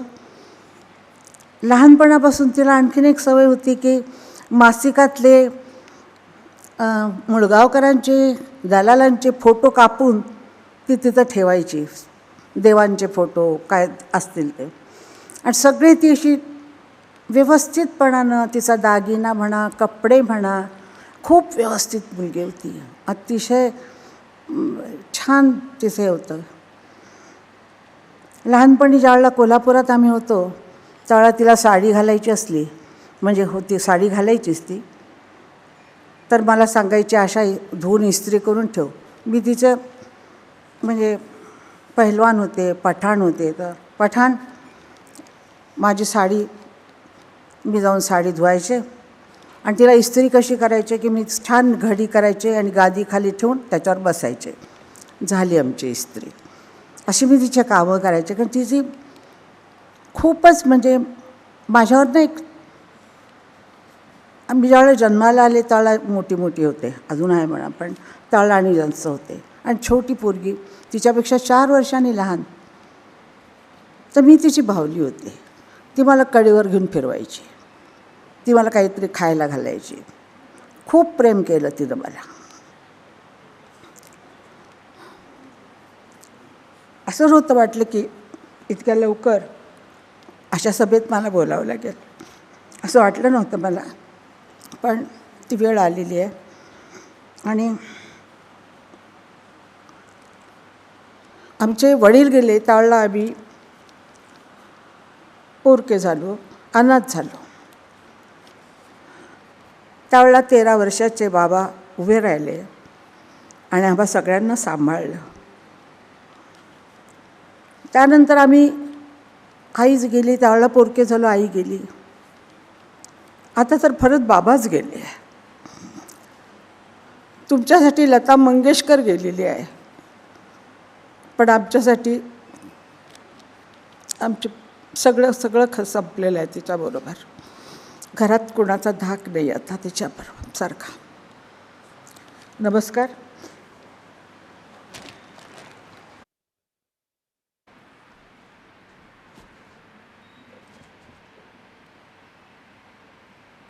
आशाताई रडवून गेल्या आणि श्रद्धांजली सभेमध्ये हे आवश्यकच आहे असं मला वाटतं. कारण अशी दुःख आहेत की जी भरून येत नाहीत, अशी पोकळी आहे की ज्याला काही उतारा नाही आहे. दीदींच्या शेवटच्या 3 छोट्या गोष्टींविषयी मी बोलणार आहे. एक, आशाताईंनी उल्लेख केला की दीदींनी रुग्णालयाला किंवा सगळ्या गोष्टींना बाबांचं नाव का दिलं. मी दीदींशी बोलताना दीदींनी मला सांगितलं की त्यांना स्वामी विवेकानंदांच्या चरित्र आणि त्यांच्या जीवनाचा फार प्रभाव होता त्यांच्यावर. आणि जेव्हा विवेकानंदांनी अमेरिकेहून परत आल्यानंतर मिशन सुरू केलं तेव्हा सगळेजण त्यांच्या मागे लागले होते की त्याचं नाव विवेकानंद मिशन द्या म्हणून. आणि विवेकानंद म्हणले की माझ्या जिवंतपणी हे होणार नाही, ते रामकृष्ण मिशन या नावाने जगभर ओळखलं जाईल.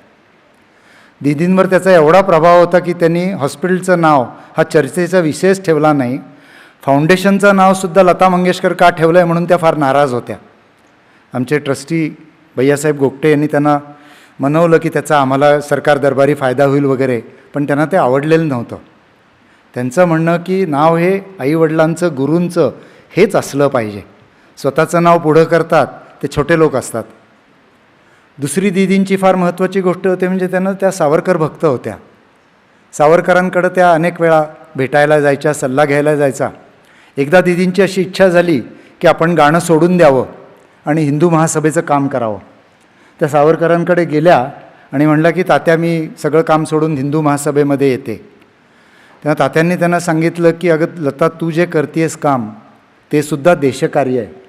हे गाणं हे हिंदू महासभे एवढंच महत्त्वाचं काम आहे आणि आपली संस्कृती ती जी लोकांपर्यंत पोचवतीयस ते सुद्धा हिंदू महासभेचं कामच आहे, तू गाणं सोडू नकोस. सावरकर आणि दीदींचे वडील मास्टर दीनानाथ यांची खूप मैत्री होती आणि दीदींच्या विचारांवर या लोकांचा खूप पगडा होता. त्यातून सेवाकार्य म्हणून मंगेशकर रुग्णालय उभं राहिलं. खूप लोकांना शंका असते की दीदी एक्झॅक्टली मंगेशकर रुग्णालयासाठी काय करतात. तर दीदी म्हणजे मंगेशकर रुग्णालयाची आई होत्या. सगळं त्यांचं आहे असं समजा. म्हणजे पहिली कल्पना की हे कॉर्पोरेट नसावं, हे गरिबांना मदत करणारं असावं, आपल्या वडिलांना ट्रीटमेंट मिळाली नाही ती लोकांना मिळावी, ही मूळ संकल्पना. आणि दीदी त्याचा पाठपुरावा करायच्या. कुठल्याही पेशंटचा जर दीदींना फोन गेला की माझी ट्रीटमेंट चुकीची झाली, खर्च जास्त झाला, काहीतरी प्रॉब्लेम होता, तर जोपर्यंत तो प्रश्न सुटत नाही तोपर्यंत दीदी झोपायच्या नाहीत. खर्चामध्ये आम्ही सुरुवातीला दीदींबरोबर एक असा करार केला होता की सर्व पैसे आम्ही तरुण विश्वस्त उभारू. म्हणजे मी, आदिनाथ कुर्लेकर, आम्ही सगळे लोक होते यंग त्यावेळी. तर आम्ही पैसे उभे करू, तुम्ही पैसे द्यायची काही गरज नाही आहे, याच्यामध्ये काही मालकी हक्क नाही आहे, हे समाजाचं हॉस्पिटल आहे, पब्लिक चॅरिटेबल ट्रस्ट, पैशाची काही काळजी करू नका. पण दीदीनंच नंतर आमची दया यायची की रे मुलं एवढी धडपड करतायत, तर त्यांनी गाण्याचे कार्यक्रम केले, क्रिकेटच्या मॅचेस केल्या, पैसे स्वतः दिले, त्यांच्या अनेक चाहत्यांनी पैसे पाठवले. दीदी नसत्या तर ह्याच्यातली कुठलीच गोष्ट होणार नव्हती. अटलजी उद्घाटनासाठी आले होते पहिल्या बिल्डिंगच्या. दीदींची सवय होती की रिहर्सल केल्याशिवाय कुठलं काम करायचं नाही. आणि संध्याकाळी 1 नोव्हेंबरच्या आदल्या दिवशी संध्याकाळी 7-7:30 वाजता आम्ही रिहर्सलला गेलो. दीदी आल्या, बिल्डिंगमध्ये उभ्या राहिल्या, त्यांनी डोमकडे बघितलं, ज्ञानेश्वरांची मूर्ती समोर होती त्याच्याकडे बघितलं, विश्वाचे अर्थ माझ्या मनी प्रकाशले.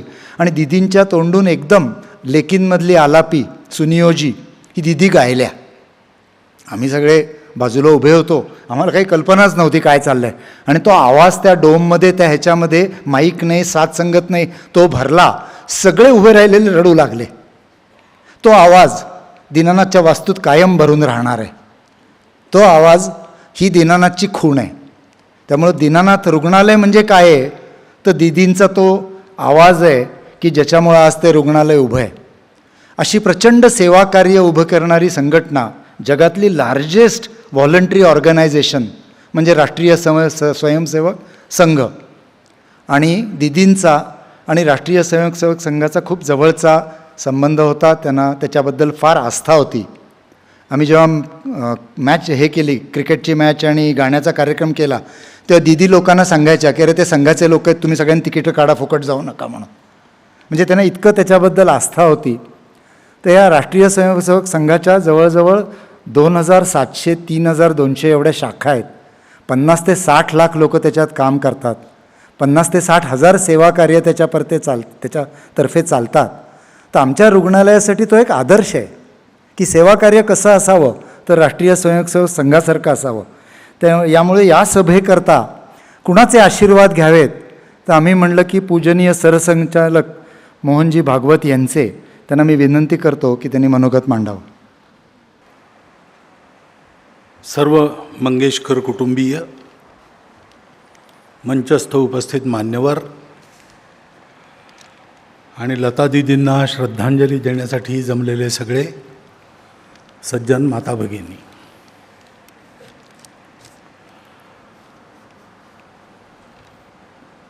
खरं काय बोलावं काही कळत नाही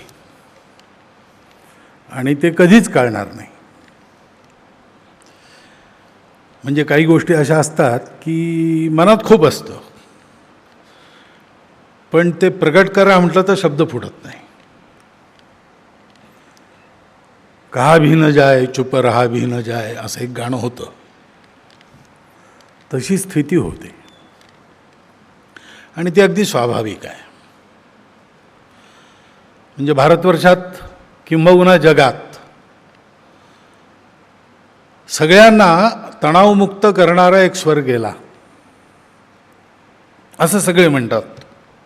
इथेही ते म्हटलं गेलेलं आहे स्वाभाविक रीतीने. उत्तम गाणं गेलं एवढंच नाही आहे, तर दीदींनी खूप काय काय केलं आहे. सगळं आपल्याला माहीत नाही. तर दीनानाथ मंगेशकर हॉस्पिटल आपल्याला माहिती आहे, बरेच वर्षापासून काम करत आहे. पण दादरा नगर हवेलीच्या स्वातंत्र्य संग्रामाकरता धनाचा पुरवठा त्यांनी केला, ही गोष्ट फार थोड्यांना आत्तापर्यंत माहीत होती. ती आत्ता कुठे अधिक लोकांना माहिती होती. असं कितीतरी दीदींनी केलं आहे, पण ते प्रगट नाही. पण ज्यांच्या संबंधात ते घडलं आहे त्यांना वाटत राहणार की असं करणारी एक व्यक्ती गेली. मंगेशकर कुटुंबियांकरता तर म्हणजे वज्राघातच आहे आणि त्यांचं सांत्वन करणं हे शक्य नाही आहे. कर्तव्य म्हणून ते करावंच लागणार आहे, तरी पण ते शक्य नाही आहे हे करणाऱ्या प्रत्येकाला माहिती आहे. आणि अशी स्थिती असल्यामुळे काय म्हणावं काय बोलावं हे कळत नाही. परंतु असं असतं, अशा कर्तृत्वाची माणसं, अशा जिव्हाळ्याची माणसं, अशा उंचीची माणसं अशी गेली की असं होतंच. आणि ती पोकळी कधीही भरून न येणारी पोकळी असते. असं हे पुन्हा पुन्हा होत नाही. युगायुगातून एखादं असं व्यक्तित्व येतं. संगीताच्या क्षेत्रात हा स्वर आपल्याबरोबर राहील, पण हा स्वर नव्याने आपल्या गळातून काढणारा कोणत्या युगात पुन्हा होईल माहीत नाही. ही काय पुन्हा पुन्हा होणारी गोष्ट नाही. पण आता ही जगराहाटीसुद्धा आहे आणि त्याच्यामुळे याचा सामना आपल्याला करावाच लागतो. आणि सामान्यपणे अशी माणसं हा सामना कसा करावा याचा वस्तुपाठ आपल्या जीवनातून घालून देणारीच असतात. किंबहुना मी असं म्हणतो, दीदींच्या व्यक्तित्वासंबंधी मला राहून असं वाटतं, मी सगळ्यात कमी संपर्कात राहिलेला असेन कदाचित तिथे. व्यक्तिगत मी घरी भेटायला गेलो होतो सरसंघचालक झाल्यानंतर, तेव्हा प्रत्यक्ष भेट झाली. हृदयनाथ जे आमच्या उत्सवाला आले होते तेव्हा जे सान्निध्य मिळालं, बाकी फोनवरून गोष्टी वगैरे.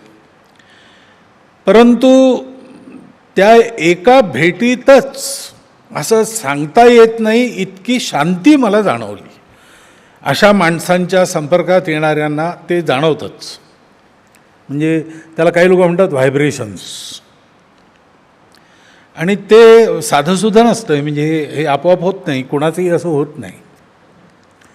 आपल्याकडे गीतेत असं म्हटलं आहे, शुचीनाम श्रीमताम गेहे. म्हणजे आपला योगाभ्यास अपुरा राहिलेला, आपली साधना अपुरा राहिलेला एखादा आत्मा ती साधना पूर्ण करण्याकरता पवित्र श्रीमताम म्हणजे श्रीमदूर्जितमेव वा असं ज्याला म्हणतात, त्या ऊर्जेनी भरलेल्या घरामध्ये जन्म घेतो आणि कर्मफलांचा सगळा भोग करून आपली साधना पूर्ण करतो. किंवा असंही असतं की काही अस्तित्व हे चिरंतन आहे आणि जगाची एखादी आवश्यकता समोर आल्यावर त्या अस्तित्वाचा अंश हा देहरूप होऊन येतो, तो असतोच.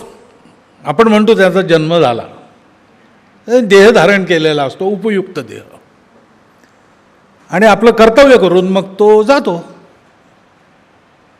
आपण म्हणतो त्यांचा मृत्यू झाला, मृत्यू होत नसते, अस्तित्व चिरंतन असतं. त्याला पार्थिव रूप जेव्हा घ्यायची आवश्यकता असते तेव्हा ते तसं होतं. आता हे काही तत्त्वज्ञान नाही आहे, हे प्रत्यक्ष आहे.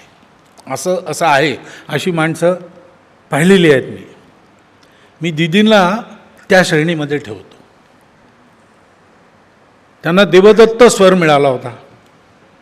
तो कसा काय मिळाला, का मिळाला? इतकं खडतर जीवन त्यांच्या वाट्याला आलं इतक्या लहानपणी. म्हणजे आत्ता मंगेशकर कुटुंबियांना जे अनुभवत आहेत, आशाताईंनी सांगितलं की ते त्यांना तिसऱ्यांदा असा अनुभव येतो आहे. लता दीदींनी 12 वर्षाच्या वयामध्ये हा अनुभव घेतला आणि शोक बाजूला ठेवून त्या सगळ्यांच्या बाबा झाल्या.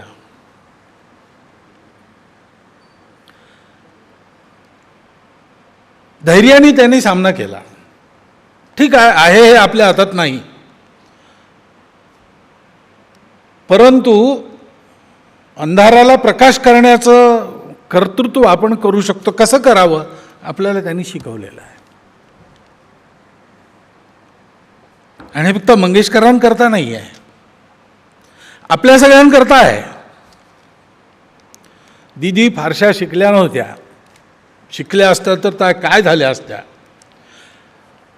शक्यता पुष्कळ वर्तवता येतील. पण मी म्हणतो जगात सगळ्यात सुशिक्षितांची जी रांग आहे त्याच्यात त्यांना बसवावं लागेल. कारण शिक्षण काय असतं, पोथी पडी पडी जगमुआ पंडित भयानक कोय, दाही आकर प्रेम का पढे सो पंडित होय. आणि दीदींच्या संपर्कात मी 1-2दाच असा भेटलो आहे, एक कार्यक्रमाच्या निमित्ताने आलो होतो तेव्हा. पण हे जाणवतं, हे प्रत्येकाला जाणवतं, हे पशुपक्ष्यांना सुद्धा जाणवतं, माणसाला तर जाणवतंच की आपण एका वात्सल्य मूर्तीच्या समोर बसलेलो आहोत. दीदींचा स्वर अलौकिक, गाणं स्वर्गीय, शब्दांच्या पलीकडलं, स्तुती वगैरेच्या पलीकडच्या प्रांतात लहानपणीच जाऊन पोचलेलं. मोठमोठ्या रसिकांनीही त्याला नेती नेती असंच वर्णन करावं असं त्यांचं गाणं. आमच्या हरग्यांची तर काही कथाच नाही, पण कानावर पडलं की सगळेच मोहून जातात, ही त्याची जादू. पण त्याहीपेक्षा अशा प्रसिद्ध अलौकिकत्व असलेल्या दीदींकडे कुणीही जाऊन काहीही बोलू शकत होता. पहिल्या भेटीत मी त्यांच्याशी संगीताची चर्चा करायची प्रज्ञाच नव्हती त्यांच्यासमोर. मग मी त्यांच्याशी आमच्या वराडातल्या मिरच्याच्या भाजीविषयी चर्चा केली आणि ते वर्णन करताना त्यांनी सांगितलं अशी भाजी मी खाणार नाही असं त्यांनी स्पष्ट सांगितलं. इतक्या पहिल्या भेटीत इतक्या मोकळेपणाने अशा जगप्रसिद्ध व्यक्तित्वाशी बोलता येतं. हे केव्हा येतं, जेव्हा त्यांच्या हृदयामध्ये सर्वानुभूती एक प्रीती असते. विश्वाचे आर्त माझ्या मनी प्रकाशले असा अभंग त्यांनीच गायलेला आहे ना. ती प्राणीमात्रांची आरती जाणणं आणि त्यांच्याकरता प्रयत्न करणं हे त्यांच्या जीवनातही आपण पाहिलेलं आहे. हे सगळं जाणवायचं. आणि म्हणून लता दीदी या देशाकरताही एक असं ज्यांचं स्थान कोणीही घेऊ शकणार नाही असं व्यक्तित्व ठरल्या. कुटुंबियांकरता तर तो एक आधारवडच आहे. परंतु इतकं सगळं असून त्या कधी जवळ जाईल त्याला अलौकिक वाटल्या नाहीत. दुरून तर सगळेच वाटतात, पण जवळ गेल्यावर असं म्हणजे सगळेच ज्या स्तराचा जो असेल त्या स्तरावर तो मोकळा होऊन बोलत असेल, असा माझा प्रत्यक्ष अनुभव आहे.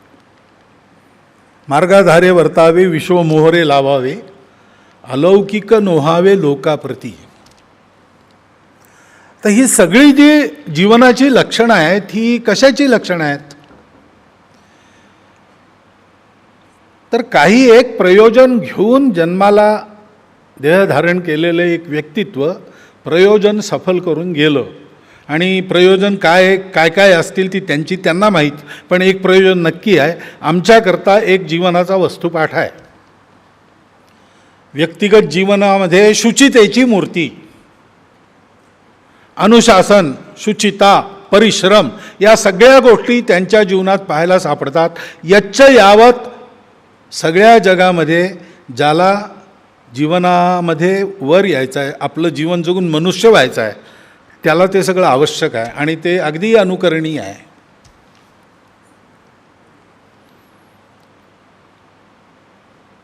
आणि संवेदना म्हणजे वडिलांचं असं झाल्यावर त्या दुःखाची कटुता नाही आली मनात, त्याची प्रतिक्रिया काय आहे? माझ्या वडिलांना असं भोगावं लागलं, समाजातल्या गरीब लोकांना असं भोगावं लागू नये. तर दुःख सहन करणारी माणसं कडवट बनतात आणि प्रतिशोधाच्या भूमिकेत जातात. तसं करायचं नसतं. आपल्याला काटा बोचला तर दुःख होतं, म्हणून तो दुसऱ्याला बोचू नये याचे प्रयत्न करायचे असतात. असं एक सर्वार्थाने अनुकरणीय असं जीवन आहे. त्याच्यात ती करुणा आहे, त्याच्यात ती शुचिता आहे, त्याच्याकरता आवश्यक ती खडतर तपश्चर्या आहे. आणि त्याच्यामुळे जीवनाचं सत्य हे बाहेरच्या परिस्थितीने कितीही प्रतिकूल, खडतर, कठोर झालं असलं तरी आपल्या जीवनाने ते मऊ, सुंदर, ग्राह्य असं त्यांनी बनवलं. मगाशी शास्त्र आणि कला, कला ही संवेदना आहे, शास्त्र हे सत्य आहे. सत्य माणसापुढे न्यायचं असतं, ते कलेच्या माध्यमातून संवेदनेतून गेलं तर मग मनुष्य जीवनावर त्याचे अनुकूल परिणाम होतात. मनुष्य जीवन हे शक्तिशाली बनतं. मनुष्य जीवन हे असतो मा सद्गमय, मृत्योर्मा अमृतम गमय, तमसो मा ज्योतिर्गमय या मार्गाने चालू लागतं. ती वाट कशी चालायची हे दाखवणारं हे सगळं जीवन आहे. ह्याला आपल्या परंपरेमध्ये आपण धर्मजीवन म्हणतो, धार्मिक जीवन म्हणतो. आणि असं धार्मिक जीवन जगून दाखवण्याकरता येत असतात लोक. त्यांची रूपं वेगवेगळी असतात, पण त्या सगळ्यांविषयीच असं म्हटलं आहे, बोलिले जे ऋषी साच भावे वर्तावया. मग कोणी संत बनून तसं वागून दाखवत असेल, कोणी गृहस्थ जीवनात तसं करून दाखवत असेल. आणि त्याच्यामुळे लता दीदींच्या जाण्याने जी काही हानी झाली ती झालीच. आता त्याला आपण काहीच करू शकत नाही. पण आपण एक करू शकतो की त्यांच्याच जीवनातून आपल्याला जो वस्तुपाठ मिळाला आहे तो आपण जेवढा आपल्याला शक्य आहे तेवढा आपल्या जीवनात उतरवावा. सगळेजण गाऊ शकणार नाहीत, सगळ्यांचं गाणं लोक ऐकतीलच असंही नाही आहे. परंतु जे आपल्याला जमतं त्याच्यात उत्कृष्टता गाठण्याकरता तशी तपस्या, तसा परिश्रम हे तर आपण सगळेच करू शकतो ना. जीवनामध्ये कटू गोड सगळ्या प्रकारचे प्रसंग येतात. खडतर परिस्थितीत खचून न जाता, निराश न होता, जे आपल्यापाशी आहे त्याच्यानिशी क्रमाक्रमाने धैर्य धरून पुन्हा उभं राहायचं. आपण उभं राहायचं, सगळ्यांना उभं करायचं. जीवनाविषयी अशी वृत्ती ठेवून तर आपण वागू शकतोच. आपल्यासाठी हा वस्तुपाठ लता दीदींनी घालून दिलेला आहे. त्यांचं पार्थिव आता दृष्टीआड आहे आपल्यासाठी, असंही गोष्ट आहेच. पण काही सल असे उरात घेऊन बाळगावे लागतातच जीवनभर. माहीत नाही, मोठ्यांची चरित्र जेव्हा लिहिली जातात तेव्हा हे कोणचे सल उरात बाळगून गेले हे काही येत नाही, पण असतील ना, त्यांनाही अशी काही गोष्ट असेल. त्याला आपला इलाज नसतो, पण ज्याच्यावर आपला इलाज आहे ते आपण कसं करायचं याचं एक आदर्श जीवन, एक धार्मिक जीवन आपल्या पुढे आहे. संगीताच्या क्षेत्रातला एक हिमालय.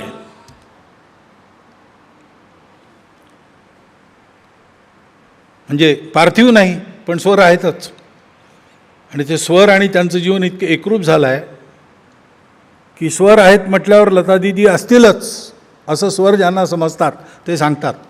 सांगितलं आपल्या पुढे राठोड सरांनी. त्याच्यामुळे त्या आहेत, सदैव आहेत, पाठीशी आहेत असं मानून त्यांच्या जीवनाचा आदर्श अनुकरणात जर आपण आणला तर आपल्याला या सगळ्या परिस्थितीवर उपाय सापडेल. सल राहील, पोकळी राहील, हे सगळं असलं तरी पाऊल आपलं पुढे पडत राहील. आणि कदाचित यापूर्वी त्यांच्या अस्तित्वाची खूण त्यांचं शरीर होतं, यानंतर त्यांच्या अस्तित्वाची खूण आपण करत असलेलं हे आचरण असेल, असंही होईल. तसं हे होवो, त्याकरता आवश्यक धैर्य परमेश्वर आपल्या सर्वांना देवो अशी मी प्रार्थना करतो. मंगेशकर कुटुंबांकरताही हीच प्रार्थना करतो. आणि दीदींच्या अत्यंत पवित्र स्मृतीला माझी ही हार्दिक भावांजली अर्पण करतो. माझे 4 शब्द संपतो.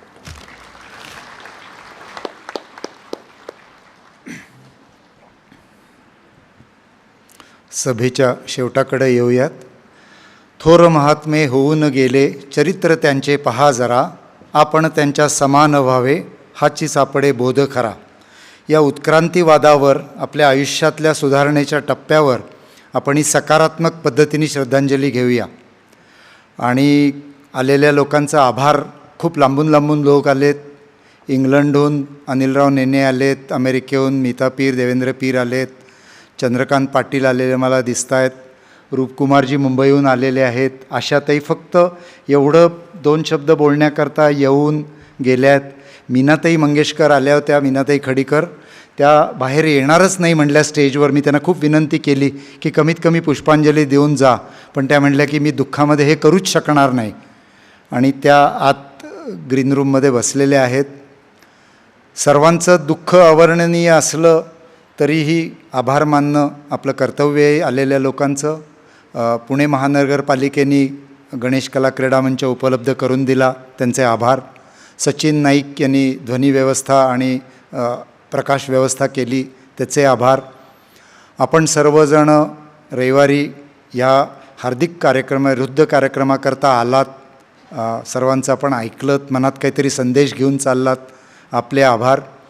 ह्यानंतर विभावरी जोशी आणि त्यांचे साथीदार 4 जणं, राजेंद्र दुरकर, विवेक परांजपे, दर्शना जोग आणि पद्माकर हे साथसंगत करतायत. पसायदान होईल, पसायदानाने सभेची सांगता होईल.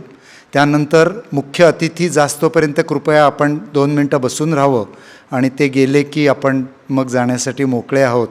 दीदींच्या आठवणींचा जागर आपल्या मनात असाच जागता ठेवा. धन्यवाद.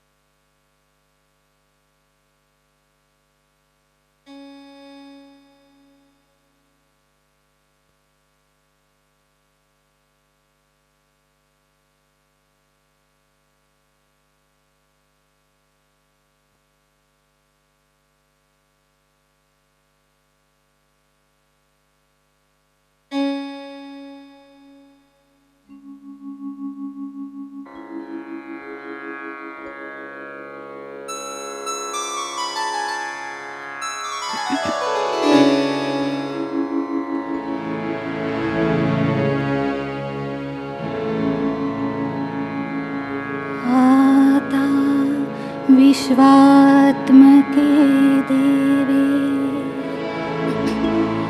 येणे वाग्यज्ञे तोषावे तोषोनी मज द्यावे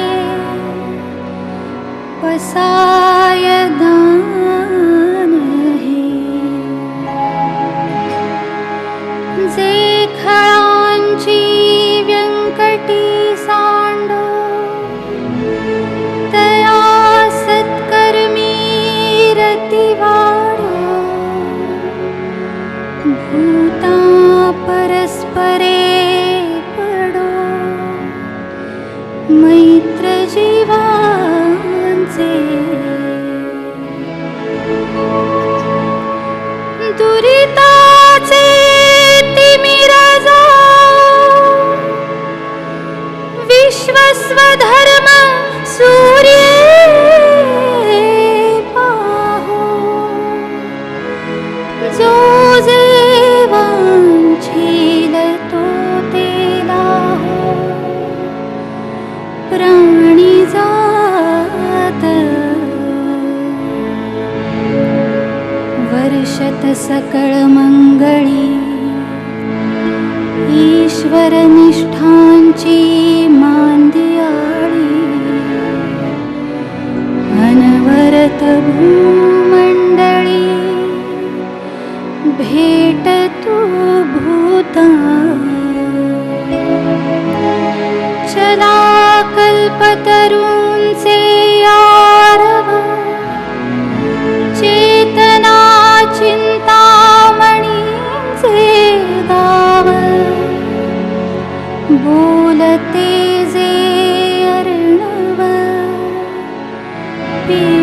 पियुषाचे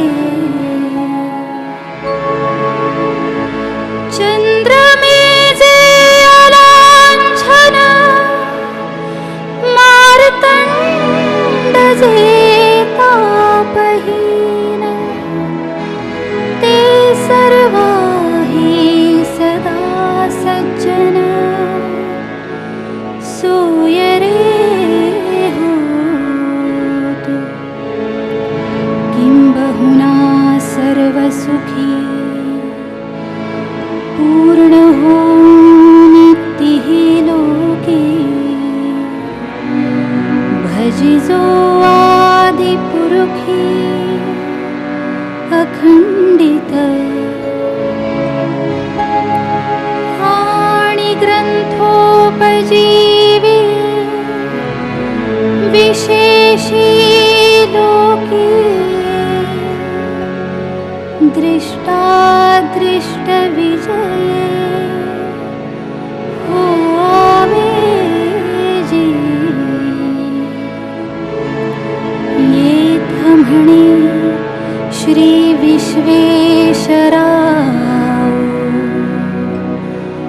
हा होईल दानपसाव येणे वरे ज्ञानदेव सुखिया